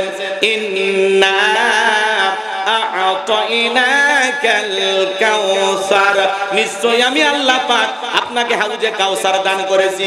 এই হাউজে কাউসারের পানি দুধের মতো সাদা, মধুর চাইতে মিষ্টি, পানির মতো ক্লিয়ার। ওই কঠিন কিয়ামতের ময়দানে যেদিন বিচার দিবস কায়েম হয়ে যাবে, বিচার দিবসের একদিন হবে 50,000 বছরের সমান। ওই কঠিন কিয়ামতের ময়দানে যেদিন সূর্য সহাত মাথার উপরে চলে আসবে, সূর্যের তাপে জমিনটা হয়ে যাবে তামার জমিন, পাহাড় পর্বত নদী নালা খাল বিল বিল্ডিং আমার কোনো কিছু থাকবে না। কুল্লু মান আলাইহা ফান, এই পৃথিবীর জমিনের সবকিছু আল্লাহ তাআলা ধ্বংস করে দেবেন। যেদিন বেঈমানদের জুব্বা নাভি পর্যন্ত ঝুলে আসবে, যেদিন ভাই ভাইয়ের পরিচয় দিবে না। ইয়াউমা ইয়াফিরুল মারউ মিন আখি ওয়া উম্মিহি ওয়া আবি ওয়া সাহিবাতিহি ওয়া বানি, যেদিন ভাই ভাইয়ের কাছ থেকে পালিয়ে যাবে, মাতা পিতা সন্তানের কাছ থেকে পালিয়ে যাবে, স্ত্রী স্বামীর কাছ থেকে পালিয়ে যাবে, সন্তানেরা মা বাবার কাছ থেকে পালিয়ে যাবে। কিয়ামতের ময়দান যখন কায়েম হয়ে যাবে, কেউ কারো উপকারে আসবে না। ওই কঠিন কিয়ামতের ময়দানে আল্লাহর আরশের ছায়া ছাড়া আর কোনো ছায়া থাকবে না। ওই ছায়ার ভিতরে আল্লাহ তাআলা শাস্তিরহীন মানুষকে ছায়া দান করবেন। এটা কিয়ামতের ময়দানে আল্লাহ তৈরি করা ভিআইপি গ্যালারি, সেখান থেকে তারা কিয়ামতের ফাইনাল খেলা উপভোগ করবেন। মানুষ দলে দলে পানি পানি বলে চিৎকার মারবেন আর বিশ্ব নবীর দিকে রওনা করবেন। কিছু মানুষের চোখের সামনে আল্লাহ তাআলা পর্দার আবরণ তৈরি করে দিবেন। নবী তখন ডেকে বলবেন, আল্লাহ সংখ্যায় আমি আমার অনেক উম্মতকে দেখতে পাইলাম, কেন জানি সংখ্যাটা কমে গেল বুঝতে পারলাম না। আমার আল্লাহ ডেকে বলে, বন্ধু আপনি পাইকারি দরে সবাইকে হাউজে কাউসারে পানি পান করাইতে পারবেন না। দুনিয়ার জীবনে দুইটি অপরাধ করেছিল যারা, আজকে আপনার হাতে হাউজে কাউসারের পানি পাবে না তারা। জোরে বলেন কয়টি অপরাধ? ও যশোরবাসী হাত তুলে বলেন তো কয়টি অপরাধ? এই দুইটি অপরাধ আপনার আমার ভিতরেও থাকতে পারে কিনা জানার দরকার আছে না নাই? দুইটি অপরাধ কি কি একটু শুনে যান বাজান, মারাত্মক দুইটা অপরাধ। আল্লাহ ডেকে বলে, নবী দুইটি অপরাধ করেছে যারা, আপনার হাতে হাউজে কাউসারের পানি পাবে না তারা। বিশ্ব নবী হাউজে কাউসারের পিয়ালায় দাঁড়িয়ে আছেন, হযরত আবু বকর সিদ্দিক রাদিয়াল্লাহু তাআলা পিয়ালাগুলো ভরায়া দিবেন। শুনেন শুনেন, মাঝখানে দাঁড়িয়ে থাকবেন হযরত ওমর বিশ্ব নবীর হাতে দিবেন। আর নবীজি তার আদরের উম্মতদেরকে খুঁজে খুঁজে কিয়ামতের ময়দানে হাউজে কাউসারের পানি পান করায় দিবেন। বলুন সুবহানাল্লাহ। নবীজির হাতে এক পেয়ালা হাউজে কাউসারের পানি যদি পান করতে পারেন, জান্নাতে ঢোকা পর্যন্ত আপনার তৃষ্ণা মিটে যাবে। বলুন সুবহানাল্লাহ। নবীজির হাতে কিয়ামতের ময়দানে কারা কারা হাউজে কাউসারের পানি পান করতে চান, দুইটা হাত তুলে আল্লাহকে দেখান। আল্লাহ এই যশোর জেলার জিগরগাছর থানার শ্রীপুর বাজারের হাজার হাজার নারী পুরুষ নবীজির হাতে হাউজে কাউসারে পানি পান করতে চাই।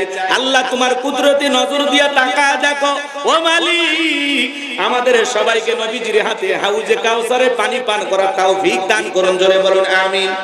আল্লাহ সেই সৌভাগ্য বান্দাদের তালিকা আমাদের নামগুলো লিখে নেন। জোরে বলেন আমিন। আর একবার বলেন আমিন। হাত নামান, হাত নামান। হাউজে কাউসারে পানি চাইলে কি পাওয়া যাবে? কথা কয় না, পানি চাইলেন আর পাইলেন, কাজ করতে হবে। আমি আপনাদের এলাকায় আসলাম, একটা ছেলের হাতে কিছু চকলেট দিলাম, দিয়ে বললাম ভাতিজে এক বাতা পানি আন, আমি একটু উজু বানাবো। এক্সাম্পল দিচ্ছি কথা বুঝানোর জন্য। ওই ছেলেটা চকলেট পায় মারছে, দুধ মাঝখানে আসার খাই পুড়িয়ে গেছে, হাঁটু চলে গেছে, রক্ত বের হয়ে গেছে, ব্যথাও পাইছে। এরপরে উঠে দাঁড়াইয়া বদনা ভরিয়া পানি নিয়ে আমার সামনে হাজির। আমি তখন বললাম, বাবা এই পানিটার দিকে কষ্ট হয়েছে, মাঝখানে আসার গায়ে পড়ে গেছে, ব্যথা পাইছে, হাঁটুটা ছিলে গেছে, রক্ত মনে হয় বের হয়েছে। ওই ছেলেটা তখন বলতেছে, আমি এরকম কত পরে যাই, আমার কিছুই হয় না। কারণ কি? চকলেট। কথা কয় না? ওই চকলেট থাকার কারণে এই ছেলের ব্যথাকে ব্যথা যেরকম মনে হচ্ছে না, কিয়ামতের ময়দানে নবীজির হাতে হাউজে কাউসারের পানি যদি পান করতে পারেন, কিয়ামতের কঠিন দিন আপনার কাছে কঠিন মনে হবে না, আল্লাহ সহজ করে দেবে। নবীজির হাতে হাউজে কাউসারের পানি আর আল্লাহর আরশের নিচে ছায়া যদি জুটে যায়, আপনি জান্নাতি, আপনারা টেনশন নাই। কোন সুবহানাল্লাহ। এখন হাউজে কাউসারের পানি চাইলেই তো পাওয়া যাবে না, কাজ করতে হবে। ঠান্ডা পানি দিয়ে ওযু করে নামাজ আদায় করতে হবে। হঠাৎ করে নামাজ ধরলে পুরাতন মুসল্লি দেখে টিটকারি মারে। হ্যাঁ, সূর্য কোন দিকে উঠছে? উত্তর পাড়ার বাসা দিকে মসজিদে। নামাজ পড়বি না 2 দিন পরে ছাইরে দিবি? বলে কিনা বলে? হ্যাঁ মুরব্বি চাচা, সাবধান সাবধান। দাওয়াত দে তো 5 জনকে মসজিদে আনতে পারেন না। হঠাৎ করে কে একজন নামাজ ধরেছে, পরিবর্তন হয়েছে, আপনার সমস্যা কি? আপনার সমস্যা কি? পারলে দোয়া করে যে ভাতিজা তুমি মসজিদে আসছো, দেখে দিলটা ভরে গেছে, আল্লাহর কাছে দোয়া করি আল্লাহ যেন মৃত্যু পর্যন্ত তোমাকে জামাতের সহিত নামাজ পড়ার তৌফিক দান করেন। আপনি দোয়া করেন, ভালোবেসে বুকে টানেন, ঘৃণা ছড়াবেন না। কথা বলে ঠিক কিনা? আপনার কাজ হলো মানুষকে ভালোবেসে নরম সুরে আল্লাহর পথে আহ্বান করা। কথা কোন ঠিক কিনা? আর আপনি একটু নামাজ পড়েন দেখে সেই অহংকারে বলতেছেন হ্যাঁ নামাজ পড়বি না 2 দিন পরে ছেড়ে দিবি। ও 2 দিন পড়বি না 2 ওয়াক্ত পড়বি, এটা এর ব্যাপার। কথা কোন ঠিক কিনা? খবরদার টিটকারি মারবেন না, ঠাট্টা বিদ্রুপ করবেন না, নতুন নামাজীদেরকে দেখে হাসি তামাশা করবেন না। পারলে আসরে নামাজ পড়ে ছুটিপুর বাজারে এক কাপ চা খান। কথা কর, লোকটা খুশি হবে যে এই মসজিদে এসে দেখি সবার সাথে মিল হচ্ছে, মাশাআল্লাহ। যুবক ভাই সেটা দাঁড়িয়ে রাখছে, ওইটা নিয়ে সমালোচনা। এই বসে দাঁড়িয়ে রাখলি, দাঁড়িয়ে রেখে বউ নিয়ে ঘুরতে গেছে, ভাই ভাবি আসসালামু আলাইকুম, সাথে চাচার খবর কি? বউ বাড়িতে এসে রাগ করে, তোমার সাথে বাইরে যাওয়া যায় না কেন? ভাই আমারটাকে ভাবি, তোমারটাকে চাচা। দেউ এদিক খেয়াল করে, যেই বউ নবীর সুন্নত দাড়িকে মহব্বত করে না, ওই বউ আপনাকে 100% ভালোবাসা দিতে পারবে না। কথা বলে ঠিক কিনা? দাড়ি হলো নবীর সুন্নত। কার সুন্নত? কথা কয় না? পৃথিবীর সকল নবীদের মুখে দাড়ি ছিল। দাড়ি হলো পুরুষের সৌন্দর্য। যার মুখে দাড়ি নাই, মহিলার দাড়ি নাই, পুরুষের দাড়ি নাই। কথা কয় না? আপনি যশোর থেকে ঢাকার পথে রওনা করেছেন, আল্লাহ না করুক বাস দুর্ঘটনা আপনি মারা গেছেন, পকেটে টুপিও নাই, মুখে দাড়িও নাই, মানুষ তখন কি করবে? কাপড় খুলে দেখি মাথা কাটা আছে না নাই। কথা কোন ঠিক কিনা? এই জন্য হয় মুখে দাড়ি, না হয় একটা টুপি নিয়ে ঘোরেন। আপনি যে মুসলমান। কথা কন নাকি আপনারা? এই যে মাহফিলে আসছেন, কয়জনের মাথায় টুপি?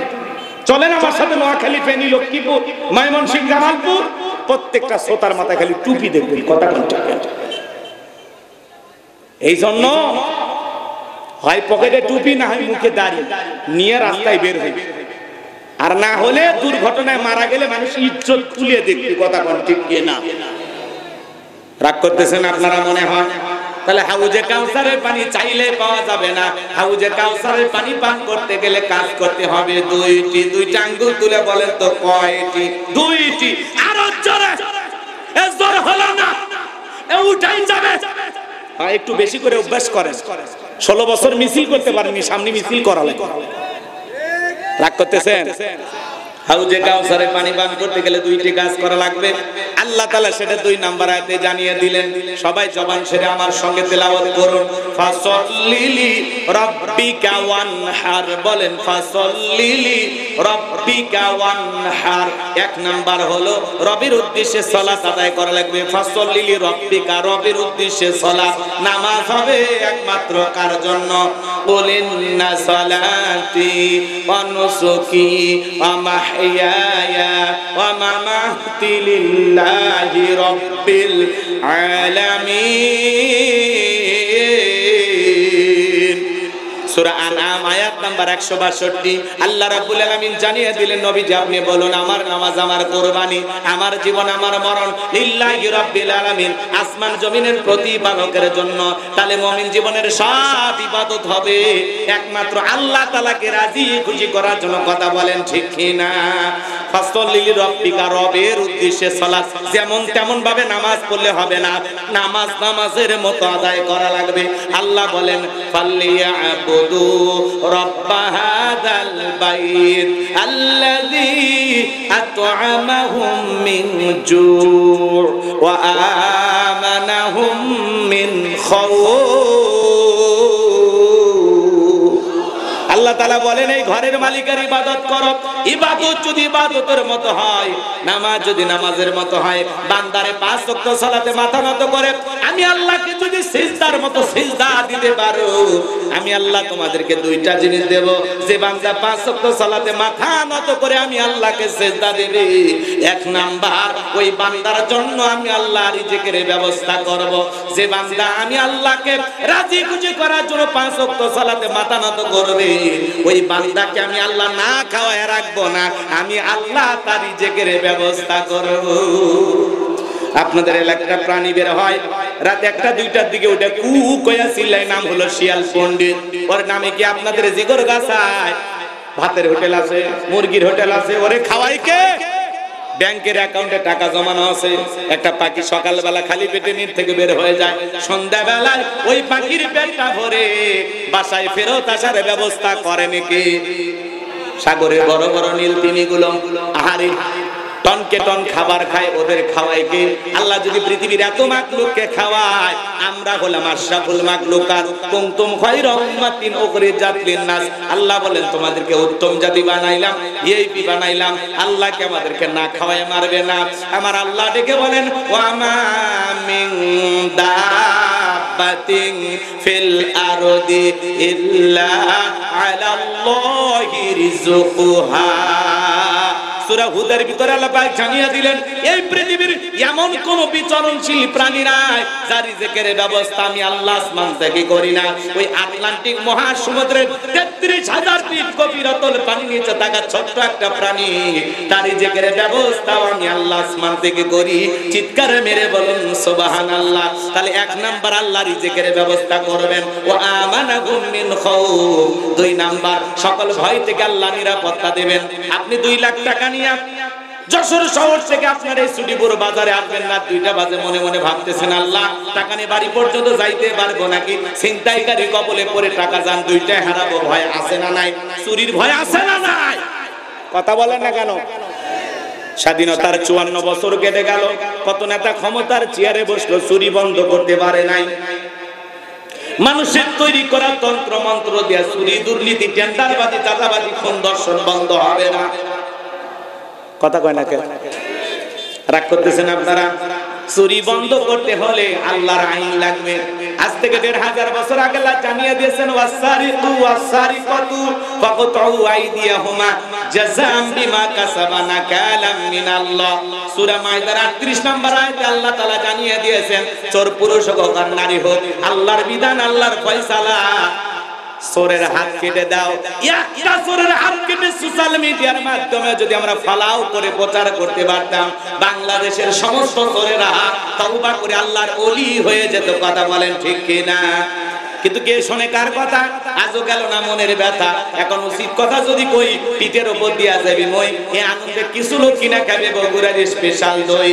যত দোষ নন্দ ঘোষ, ৭০টা বললে দোষ, করলে অন্যায়ের প্রতিবাদ, নামটা হবে তোমার মৌলবাদ, নামটা হবে তোমার জঙ্গিবাদ। আল্লাহর আইন কে চালু করবে? সরিষাই তো ভূত। আমরা বারবার বললাম আল্লাহর আইন দিয়ে চোরের বিচার করেন, ধর্ষকের বিচার করেন, ওরা শোনে না। শোনে? কথা বলেন শোনে? শোনে না। কে শুনবে? কারা আল্লাহর আইন চালু করে? কারণ ওরা কলমের খোঁচা দিয়ে যে পরিমাণে দুর্নীতি করে, ওরা মনে করে প্রথম হাত তো আমারই কাটা। কথা কোন ঠিক? হ্যাঁ, যে পরিমাণে দুর্নীতি করছে মেম্বার থেকে প্রধানমন্ত্রী পর্যন্ত সবার হাত কাটা যাবে। কথা কোন ঠিক না? ওরা ভয়ে আল্লাহর আইন চালু করে না। ওরা তখন বলে না এগুলো ১৫০০ বছরের পুরাতন আইন, এগুলো ব্যাকডেট। এই বেটা ব্যাকডেট না আপডেট, খালি একটা টেস্ট কর, টেস্ট কর। কথা কথা কি কথা কোন নাকি আপনারা? আইন চালু হোক, কারা কারা চান একটু হাত তুলে দেখান। লিল্লাহি তাকবীর। আলা লাহুল খলক ওয়াল আমরু, সৃষ্টি যার, আইন চলবে সে আল্লাহ। ইফতিজিং, দুর্নীতি, খুন, ধর্ষণ বন্ধ হয় না। গণধর্ষণ, শিশু ধর্ষণ, যেখানে সেখানে ধর্ষণ বন্ধ হয় না। একজন জিনাকারী নারী পুরুষের বিচার আল্লাহর বিধান অনুযায়ী করেন, একজনের বিচার করেন। ইফতিজিং দূরের কথা, নারীর দিকে বাঁকা চোখে তাকানো দূরের করা কথা, যুবকদের স্বপ্ন দোষ বন্ধ হয়ে যাবে। কথা বলে ঠিক কিনা? এই জন্য আল্লাহর আইন জমিনে চালু না হওয়া পর্যন্ত শান্তি আসবে। কষ্ট হয়, আপনাদের কষ্ট হয়। তাহলে ফাসল্লি লিরাব্বিকা ওয়ানহার, রবের উদ্দেশ্যে সালাত আদায় করা লাগবে। যেমন তেমন নামাজ পড়লে হবে না। আমি আমার ওয়াজে বলে থাকি, নিয়মিত যারা 5 ওয়াক্ত সালাত আদায় করে এরা খাঁটি মুসলমান। ফাসল্লি লিরাব্বিকা, রবের উদ্দেশ্যে, আল্লাহকে খুশি করার জন্য কারা কারা 5 ওয়াক্ত নামাজ পড়বেন হাত তুলে দেখবেন। এই যে আমরা যারা নিয়ত করেছি আমরা খাঁটি মুসলমান, নির্ভেজাল মুমিন, কোন সুবহানাল্লাহ, হাত নামা। 7 দিন পরে পরে জুমার নামাজ পড়তে যায় যারা, লাইফ সাপোর্টে বেঁচে থাকা মুসলমান তারা। কথা কয় না, মানে এরা কোনো মতে মুসলমান আছে। 7 দিন পরে জুমার নামাজ পড়ে যায়, মসজিদের টাইসে ধুলে খোঁজে, আদে মসজিদের টাইসে ধুলে ধুলে বেতনটা না হালাল করেন, খাচ্ছেন আর বয়লার মতো মোটা হচ্ছে। কথা কয় না। এই ছেলে শোনো, মসজিদের ধুলে পরিষ্কার করার দায়িত্ব কি হুজুরের রাখা? এই বেটা, মসজিদের টাইসে ধুলে পড়ে আছে, ওখান থেকে ময়লাটা তুমি পরিষ্কার করো, আল্লাহ তোর অন্তরের ময়লা পরিষ্কার করে দেবে। বিশ্বনবী এক জায়গায় গিয়ে সালাত আদায় করলেন, মসজিদের পাশে একটা নতুন কবর। বিশ্বনবী সাহাবায়ে কেরামদেরকে লক্ষ্য করে বলেন, ও আমার সাহাবীরা, এই কবরে থাকা ব্যক্তি জান্নাতি। সুবহানাল্লাহ। সাহাবায়ে কেরাম বললেন, নবী গো, এই ব্যক্তি কেমন আমল করেছে যার কারণে জান্নাতি আমরা জানতে চাই। নবী আমার দেখে বলে, সাহাবীরা, এই ব্যক্তি আল্লাহর ঘর নিয়মিত ঝাড়ু দিত, এই জন্য আল্লাহ তাআলা খুশি হয়ে তার কবরটাকে জান্নাতের বাগান বানিয়েছে। তাহলে 7 দিন পরে পরে জুমার নামাজ পড়ে যারা, এরা হলো সাতের মুসল্লি। আর মানুষ মারা গেলে জানাজার নামাজ পড়ে যারা, খাটের মুসল্লি তারা। ফজরের নামাজের পরে মসজিদের মাইক এলান হয়, এই গ্রামের অমুক ব্যক্তি মারা গেছে, ইন্না লিল্লাহি ওয়া ইন্না ইলাইহি রাজিউন। মৃত্যুর সংবাদ শোনার পরে সবাই ছুটে আসে। ওই গ্রামের আরেকজন ব্যক্তি ঘুম থেকে উঠে বলে, বিবি শুনলি না উত্তর পাড়ার অমুক মারা গেছে? আরে লোকটা কত ভালো ছিল, এই পাঞ্জাবি ধুয়ে দে, ওর জানাজায় যাও। কয়েকদিন আগে ছুটিপুর বাজারে চা খেলাম, আরে কি ভালো লোক ছিল, চায়ের বিল দিতে দিল না, বেঁচে থাকলে আরো 10 দিন চায়ের বিল দিত। কথা কয় না, তাড়াতাড়ি পাঞ্জাবিটা ধুয়ে রেডি করে। বই এবার পাঞ্জাবি ধুয়ে রেডি হয়েছে, জহরে আজান হয়েছে, দৌড়ে মসজিদে চলে গেছে। যায় দেখে জানাজা না, শুরু হয়েছে কি জহর। ওর উদ্দেশ্য হলো জানাজা পড়া, জহরের নামাজ পড়া না। কথা কোন ঠিক কিনা? বাধ্য হয়ে সেদিন বলে যে হুজুর জানাজা পড়তে আসছি, জহরের 4 রাকাত পড়ে নি, আল্লাহু আকবার। লাস্টটা সামনে রেখে হুজুর ওয়াজ করে, কুল্লু নাফসিন যায়কাতুল মাউত, সবাইকে মৃত্যুর স্বাদ গ্রহণ করতে হবে। আজকে এই ব্যক্তির জানাজা, কালকে আপনার, সবাইকে যেতে হবে, দুনিয়া থাকার জায়গা না। হুজুরে ওয়াজ শুনে বলে, হুজুর ঠিক ঠিক। আহারে, আলেমেরা যা বলে সব ঠিক, কি আফসোস, কি অনুশোচনা। মানুষটাকে দাফন কাফন করতে গিয়ে ভিতরে এমন একটা আতঙ্ক, ভয় পয়দা হয়, মনে হয় আজকের পর থেকে জীবনে আর মসজিদ ছাড়বে না। বাড়ির যা টুপি খুলে একটা সিগারেটও টেনশনে টান মারছে, আর সব সিগারেটের ধুমের সাথে উড়ে গেছে। কথা কোন আপনারা? কথা ঠিক না ব্যাটি? 2 ঈদের নামাজ পড়ে যারা খাতের মুসল্লি তারা, যশোর শহর থেকে একটা ভিআইপি শেরওয়ানি পাঞ্জাবি কিনে সকালবেলায় পাঞ্জাবি পরে বউ বলতেছে, সকিনা দেখো তো আমার কেমন লাগতেছে। কয় তুমি আমার গরিবের সাকিব খান। কথা কয় না, কয় তোমার সেই ভালো লাগতেছে, পাঞ্জাবি পরে সেই ভালো লাগতেছে। বগুড়ে একটা পাঞ্জাবির নাম দিয়েছিল ভাঙসু, মানে যেই ছেলেরা বিয়ে করেছে, জ্বালা যন্ত্রণা আছে, প্রেম করছে, ছেঁকা খাচ্ছে, এদের জন্য একটা নতুন পাঞ্জাবি বগুড়ার বাইর হয়েছিল, এর নাম হলো ভাঙসু। পাঞ্জাবি নাম কি? শোনেন শোনেন, ওই পাঞ্জাবি পরে যাচ্ছে, যা ঈদের নামাজ পড়ে বলতেছে, হুজুর আপনারা বলেন ঈদের দিন একটু কোলাকুলি করার লাগে, আপনি আসেন। হুজুর নিয়ে একটু কোলাকুলি করার নিয়ত করছে ভাই, কিন্তু মাঝখানে এমন পেট, 26 মাসের গর্ভবতী, মাঝখানে পেট হয়ে গেছে বেরিকের। কিসের কোলাকুলি হচ্ছে, খালি পেট আপনি। কথাকে বোঝেন না? হুজুর খালি বুকে নিবেন চায়, হয় না। আজকাল পেট বেঁধে গেছে, কানে কানে হুজুর বলতেছে ভাই রোজা কয়টা 29টা না 30টা, তারাবি পড়ছেন না পড়েন? কয় হুজুর ব্যবসায়িক চাপে রোজাও রাখতে পারিনি, তারাবি পড়তে পারিনি, কিন্তু ইফতার খাওয়া মিস করিনি, নিজেও খাসি, ও মুসলিমদেরকে ডাইকা খেলেছি, আমার মন ভালো। কি ভালো আছে না? এরা হলো ঠাটের মুসল্লি। আর নির্বাচনের আগে মাথায় টুপি, গায়ে পাঞ্জাবি, খোঁচা খোঁচা দাড়ি নিয়ে সামনে হাজির হয় যারা ভোটের মুসল্লি, তারা এসে স্লোগান দেয় ভাই আমার আগামীতে যদি নির্বাচিত করতে পারেন গ্যাস দেব, বিদ্যুৎ দেব, উন্নয়নের জোয়ারে ভাসিয়ে ডুবিয়ে মারবো ইনশাআল্লাহ। কথা কয় না? আছে না নাই? আর আমরা তাদের পিছনে স্লোগান দেই বল্টু ভাইয়ের চরিত্র ফুলের মতো পবিত্র, নামাজ পড়ে এক ওয়াক্ত, গাঁজা খাই 5 ওয়াক্ত, ঘুমসুরিতে পাকা পোক্ত, শয়তানের 1 নাম্বার ভক্ত, হুজুরদের জন্য খুবই শক্ত, সুজে খাই গরিবের রক্ত। পোস্টারে লেখা আছে গরিবের বন্ধু, ভোট দিয়ে দেখেন গরিবের কয় নাম্বার শত্রু। কথা কর না কেন?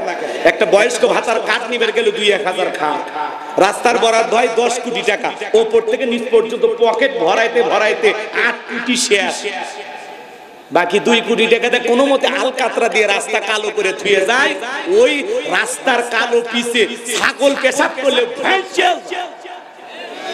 কথা কন, ব্রিজে এমন দুর্নীতি করে ঢুকানোর কথা, রড ঢুকে দিয়েছে বাঁশ, ব্রিজ উদ্বোধন করার আগে রুকুত চলে যায়। এরকম দুর্নীতিবাজ আছে না নাই? এই দেশের এমপি মন্ত্রীরা 11 লক্ষ কোটি টাকা দুর্নীতি করে বিদেশে পাচার করেছে। কথা বলেন ঠিক কিনা?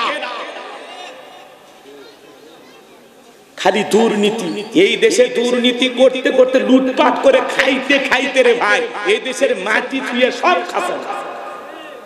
কথা কন, সব খাইছে, আবার হাড় হাড্ডি খাইছে। আরে ভাই এই দেশের আবার হাড় হাড্ডি আছে না? সব খেয়ে গেছে। নাক করতেছেন মনে হয় আপনারা। আমার ভাইয়েরা কষ্ট মনের মধ্যে নেবেন না, তাহলে নামাজের মতো আদায় করা লাগবে। ফাসল্লি লিরাব্বিকা ওয়ানহার, রবের উদ্দেশ্যে সালাত, নিয়মিত আমরা সালাত আদায় করব। আর 2 নাম্বার ওয়ানহার মানে কুরবানি করা, নিজের আমিত্বকে কুরবানি করা, অহংকারকে কুরবানি করা, নিজের ভিতরে থাকা পশু সুলভ আচরণকে কুরবানি করা, নিজের জানমাল সবকিছু আল্লাহর জন্য কুরবানি করা। শহীদ আবু সাইদের মতো দেশের জন্য কুরবানি হওয়া, মুক্তের মতো দেশের জন্য কুরবানি হওয়া। কুরবানি করা মানে খালি গরু ছাগল জবাই করা না। 7 জন ভাগে একটা গরু কেনে, 4 জন দড়ি ধরে টানে, পেছন থেকে 3 জন ঠেলে। এমন গরু দুর্বল, যেই গরুর উপরে বয়স্ক ভাতা ওয়াজিব, হাঁটে যাওয়ারও শক্তি নাই। কথা কন না কেন? এমন গরু জবাই করলে কুরবানি হবে না। হুজুর বলে ভাই উপরে সব হাত দেখা যায়, এমন গরু জবাই করা যাবে না, কুরবানি স্থান পর্যন্ত হাঁটে যাওয়ার শক্তি নাই, কোলে করে নিয়ে গেছে। কথা কয় না কেন? হুজুর বলতে ভাই গরু জবাই করা, হুজুর উপরে হাত রেখে গেলে ভিতরে গোশত সেট করা আছে, এমন দুর্বল গাবি জবাই করলে হবে না। আল্লাহ বলেন তাসুরুন নাযিরিন, চমৎকার একটা হুষ্টপুষ্ট আকর্ষণীয় সুন্দর গাবি জবাই করা লাগবে। কুরবানির ওয়াজ আমি করব না, আপনাদের মসজিদের ইমাম সাহেব করবে। আমি শুধু 3টা জিনিস আপনাদেরকে বলে যাই যারা কুরবানি দিবেন। 1 নাম্বার নিয়ত সহিহ, ইন্নামাল আমালু বিন্নিয়াত, প্রত্যেকটা কাজ নিয়তের উপর নির্ভরশীল। অনেকে বলে হুজুর কুরবানি না দিলে ছেলে মেয়ে মানুষের গোশতের দিকে তাকায় থাকবে, অতএব কিস্তি তুলে হলেও কুরবানি দেব। জামাই বাড়িতে গোশত না পাঠালে মান সম্মান থাকবে না। এরকম নিয়তে যারা কুরবানি দিবে তাদের কুরবানি হবে। আগে খাওয়ার নিয়ত কে ভাই?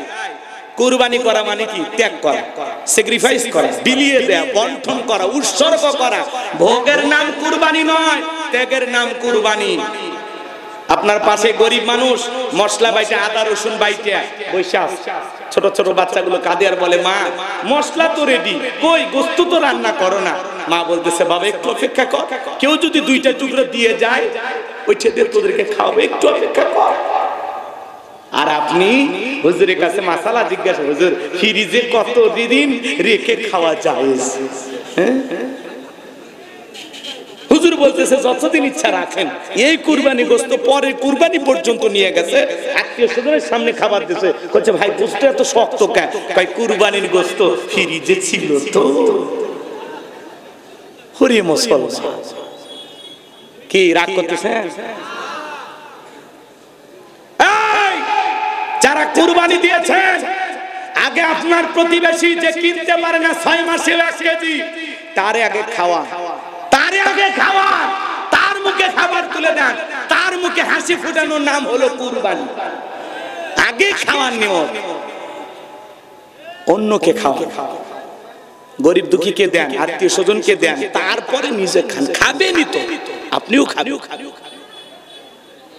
আল্লাহ ধনী বানাইছে, 10 দিন পরে 10 কেজি কেনার ক্ষমতা আছে, কিন্তু ওই গরিব 6 মাসে 1 কেজি কেনার ক্ষমতা নাই। তার মানে কি তারে আগে খাওয়াইতে হবে। কথা কোন ঠিক না?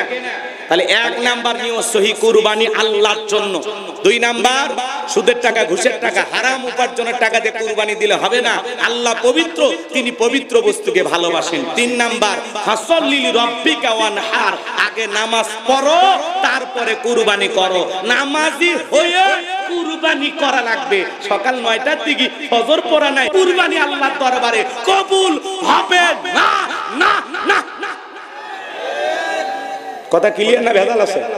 3 নাম্বার আয়াত, ইন্না শানিয়াকা হুয়াল আবতার। নবী গো, যারা আপনাকে লেসকানানির বংশ বলে কষ্ট মনের মধ্যে নেবেন না। ও নবী, আমি আল্লাহ তাআলা শিশুকালে আপনার সন্তানগুলোকে নিয়েছি, কষ্ট মনের মধ্যে নেবেন না। এই পৃথিবীর জমিনে আপনাকে মহব্বত করা, আপনাকে ভালোবাসার কোটি কোটি রুহানি সন্তান বানাবো, যারা আপনার জন্য জীবন দেওয়ার জন্য প্রস্তুত থাকবে। তাম পৃথিবীতে 200 কোটির উপরে মুসলমান, আমরা সবাই নবীজি রুহানি সন্তান, বলুন মারহাবা। ফ্রান্সের জালেমেরা যখন দেলে দেলে কার্টুন প্রদর্শন করলো, নাকটা ব্যাকা করে মুখে কয়েকটা দাড়ি লাগাইয়া বলে ইনি মোহাম্মদ, জোরে কর নাউজুবিল্লাহ। আমার নবীকে দেখতে কার্টুনের মতো। এই পৃথিবীর সবচাইতে সুন্দর মানুষটির নাম মুহাম্মদ রাসূলুল্লাহ সাল্লাল্লাহু আলাইহি ওয়াসাল্লাম। নবীর ছবি কি পৃথিবীর কারো কাছে আছে? কথা কন না কেন? সেই নবীর কার্টুন প্রদর্শন করবে যারা, তাদের জন্মের ঠিক নাই। কথা কন, কথা কন। যে নবীর চরিত্রের সার্টিফিকেট আল্লাহ দিয়া বলেন, ওয়া ইন্নাকা লাআলা খুলুকিন আযীম। আমার আল্লাহ ডেকে বলে, নবী গো, আপনি হলেন পুত পবিত্র, মহান চরিত্রের অধিকারী। আযীম আরবিতে এমন একটি শব্দ যার গভীরতা মাপা যাবে না। আটলান্টিক মহাসমুদ্রের কিনারায় কেউ যদি চামচ দিয়ে পানি ছেঁচা শুরু করে, কিয়ামত পর্যন্ত কি শুকানো সম্ভব? কোনো না কোনো দিন হয়তো বা চামচ দিয়ে পানি শুকানো সম্ভব হলে হতেও পারে, কিন্তু বিশ্ব নবীর চরিত্র নিয়ে আলোচনা করে শেষ করা যাবে না। এটা একটা মহাসমুদ্র যার কুল কিনারা নাই, বলুন সুবহানাল্লাহ। যে নবী 63 বছরের জিন্দেগিতে একটি মিথ্যা কথা বলেননি, এমন বিশ্ব রেকর্ড পৃথিবীর আর কোন নেতার আছে? জীবনে কখনো তুমি মিথ্যে বলনি, তাই তো তোমায় পেতে কাঁদে ধরণী। জীবনে কখনো তুমি মিথ্যে বলনি, তাই তো তোমায় পেতে কাঁদে ধরণী। জোরে বলেন মারহাবা। 63 বছরের জিন্দেগিতে একটি মিথ্যা কথা বলেননি নবী মুহাম্মদ রাসূলুল্লাহ সাল্লাল্লাহু আলাইহি ওয়াসাল্লাম। আর আমাদের সমাজের নেতারা সকালে মিথ্যা, বিকেলে মিথ্যা, ভরা পেটে মিথ্যা, খালি পেটে মিথ্যা, ঘুমানোর আগেও মিথ্যা, ঘুম থেকে উঠেও মিথ্যা। এত মিথ্যা কথা বলে, শয়তান পর্যন্ত বলে আমি এত খারাপ না। এ কথা কন নাকি আপনারা?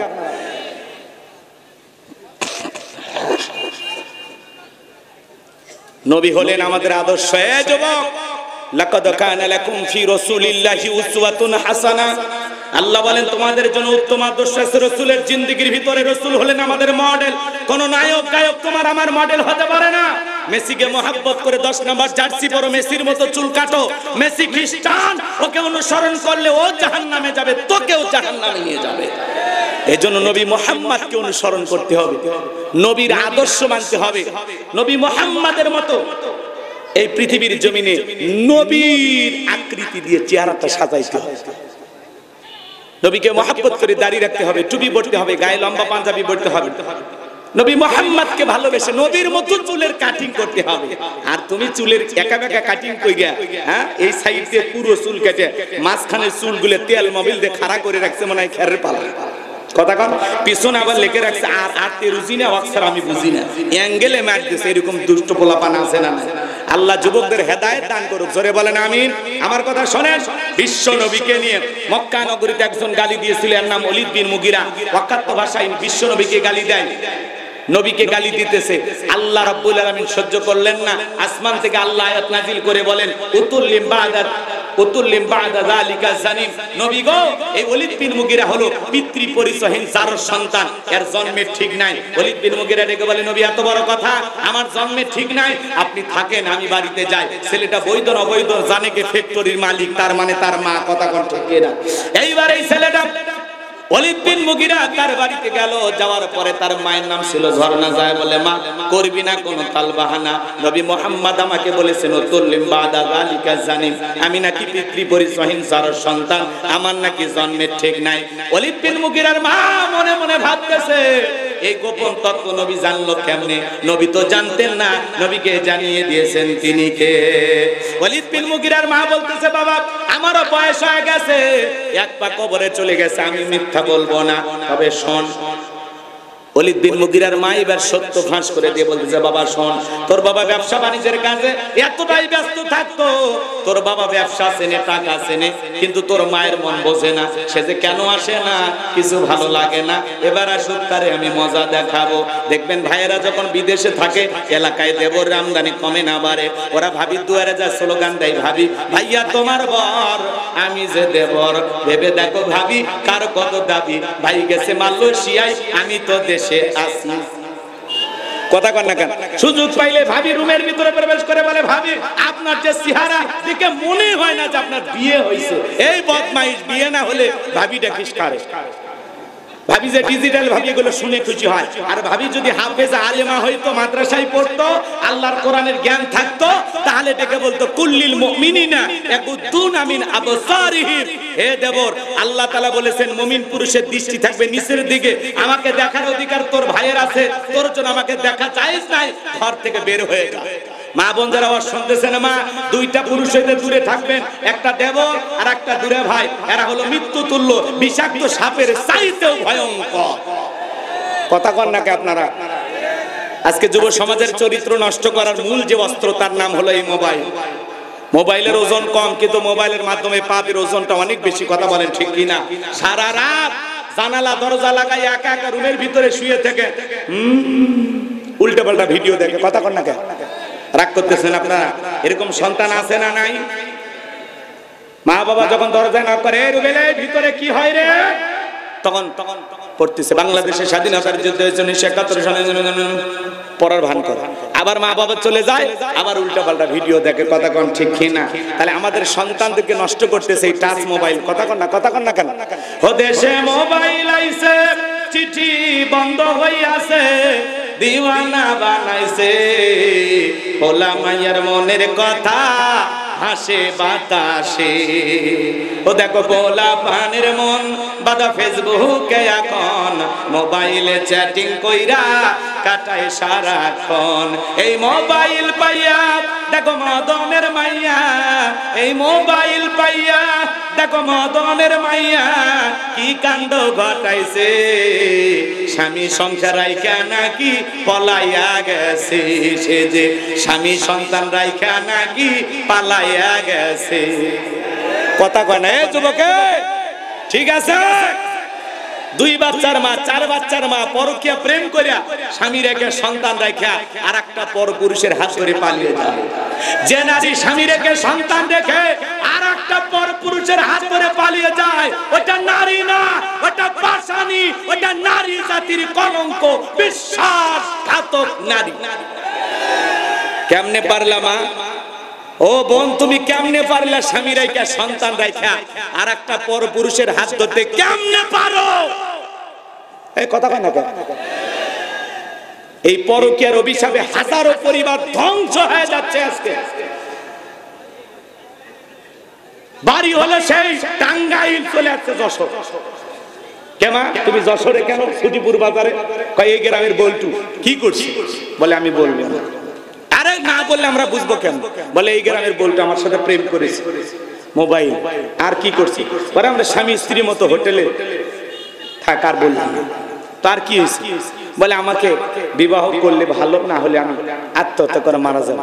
তো তোমার বিয়ে হয়নি? বলে হয়েছে। আগে স্বামী কি করছে? কয় ডিভোর্স দিয়েছে। বাচ্চা কাচ্চা কয় দুইটা আছে। কার কাছে রাখছে? কয় মায়ের কাছে।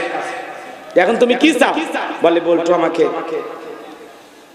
যদি বিবাহ করে ভালো, না হলে আমি সিদ্ধান্ত নিয়েই ফেলেছি এই মুখ আমি কাউকে দেখাবো না। কথা কয় না কেন? তো মরিয়া যাওয়াই উচিত। হ্যাঁ, কথা কয় না কেন? এই নারী, তোমার সম্মান কত, মর্যাদা কত? হ্যাঁ, নারীর মর্যাদা কত? ইসলাম নারীকে কত উঁচু আসনে বৈশা রাখছে। নারীর সম্মান মর্যাদা কত? ও মা, তোমার মতো নারী পেট থেকে নবী রাসূলদের জন্ম হয়েছে, উলামায়ে কিরামদের জন্ম হয়েছে, হাফেজ আলেমদের জন্ম হয়েছে। ও মা, তোর পায়ের নিচে আমাদের জান্নাত। মা, কেমনে পারলা নিজেকে কলঙ্কিত করতে? এ কথা কর না কেন? কেমনে পারলা নিজেকে সস্তা বানাইতে? আজকে বিবাহের দাবিতে ছেলের বাড়িতে আসছে, অনশন ধর্মঘাত করতেছে। কেন? বলে আমার সাথে ভালোবাসা করেছে। তো কি হয়েছে? বলে আমি বলবো না। আরে না বললে বুঝবো কেমনে? কি হয়েছে বলো? আমার ভালোবাসা বৃদ্ধি পায়, আমার পেটে এখন 3 মাস। এরকম পরিবার আছে না নাই? আজকে সমাজে এগুলো চলতেছে। যুবক, তোমাদের অনুরোধের ভাষায় বলতেছি, বিবাহের আগে কোনো অবৈধ প্রেম ভালোবাসা করা যাবে না। 20 বছরের ছেলে নাক চিপলে মায়ের দুধ বের হবে। ও বলে আব্বা, উত্তর পাড়া লাকিকে আমি কথা দিয়েছি। কেন? কয় আমি তাকে বিবাহ করতে চাই, রাজি থাকলে 1 চাপুন, না হলে 2 চাপুন। পিতামাতা রাজি হয় না, পালিয়ে যা বিয়ে করে। এই ছেলে, একটা ডায়েরি নিয়ে আসো আর লিখে রাখো, পিতামাতার অবাধ্য হয়ে মা বাবার মনে কষ্ট দিয়ে কোন সন্তান যদি পালিয়ে বিয়ে করে, ওই সন্তান জীবনে কখনো সুখী হতে পারবে না, পারবে না, পারবে না। পিতামাতার দোয়া আছে যেখানে, বরকত আছে সেখানে। মা বাবার অবাধ্য হয়ে বিয়ে করবা, জীবনটা জাহান্নাম হয়ে যাবে। কথা বলে ঠিক না? পিতামাতার দোয়া আছে যেখানে, ভাগ্য খুলবে সেখানে। মা বাবার দোয়া আছে যেখানে, কল্যাণ আছে সেখানে। মুরব্বীদের দোয়া আছে যেখানে, বরকত আছে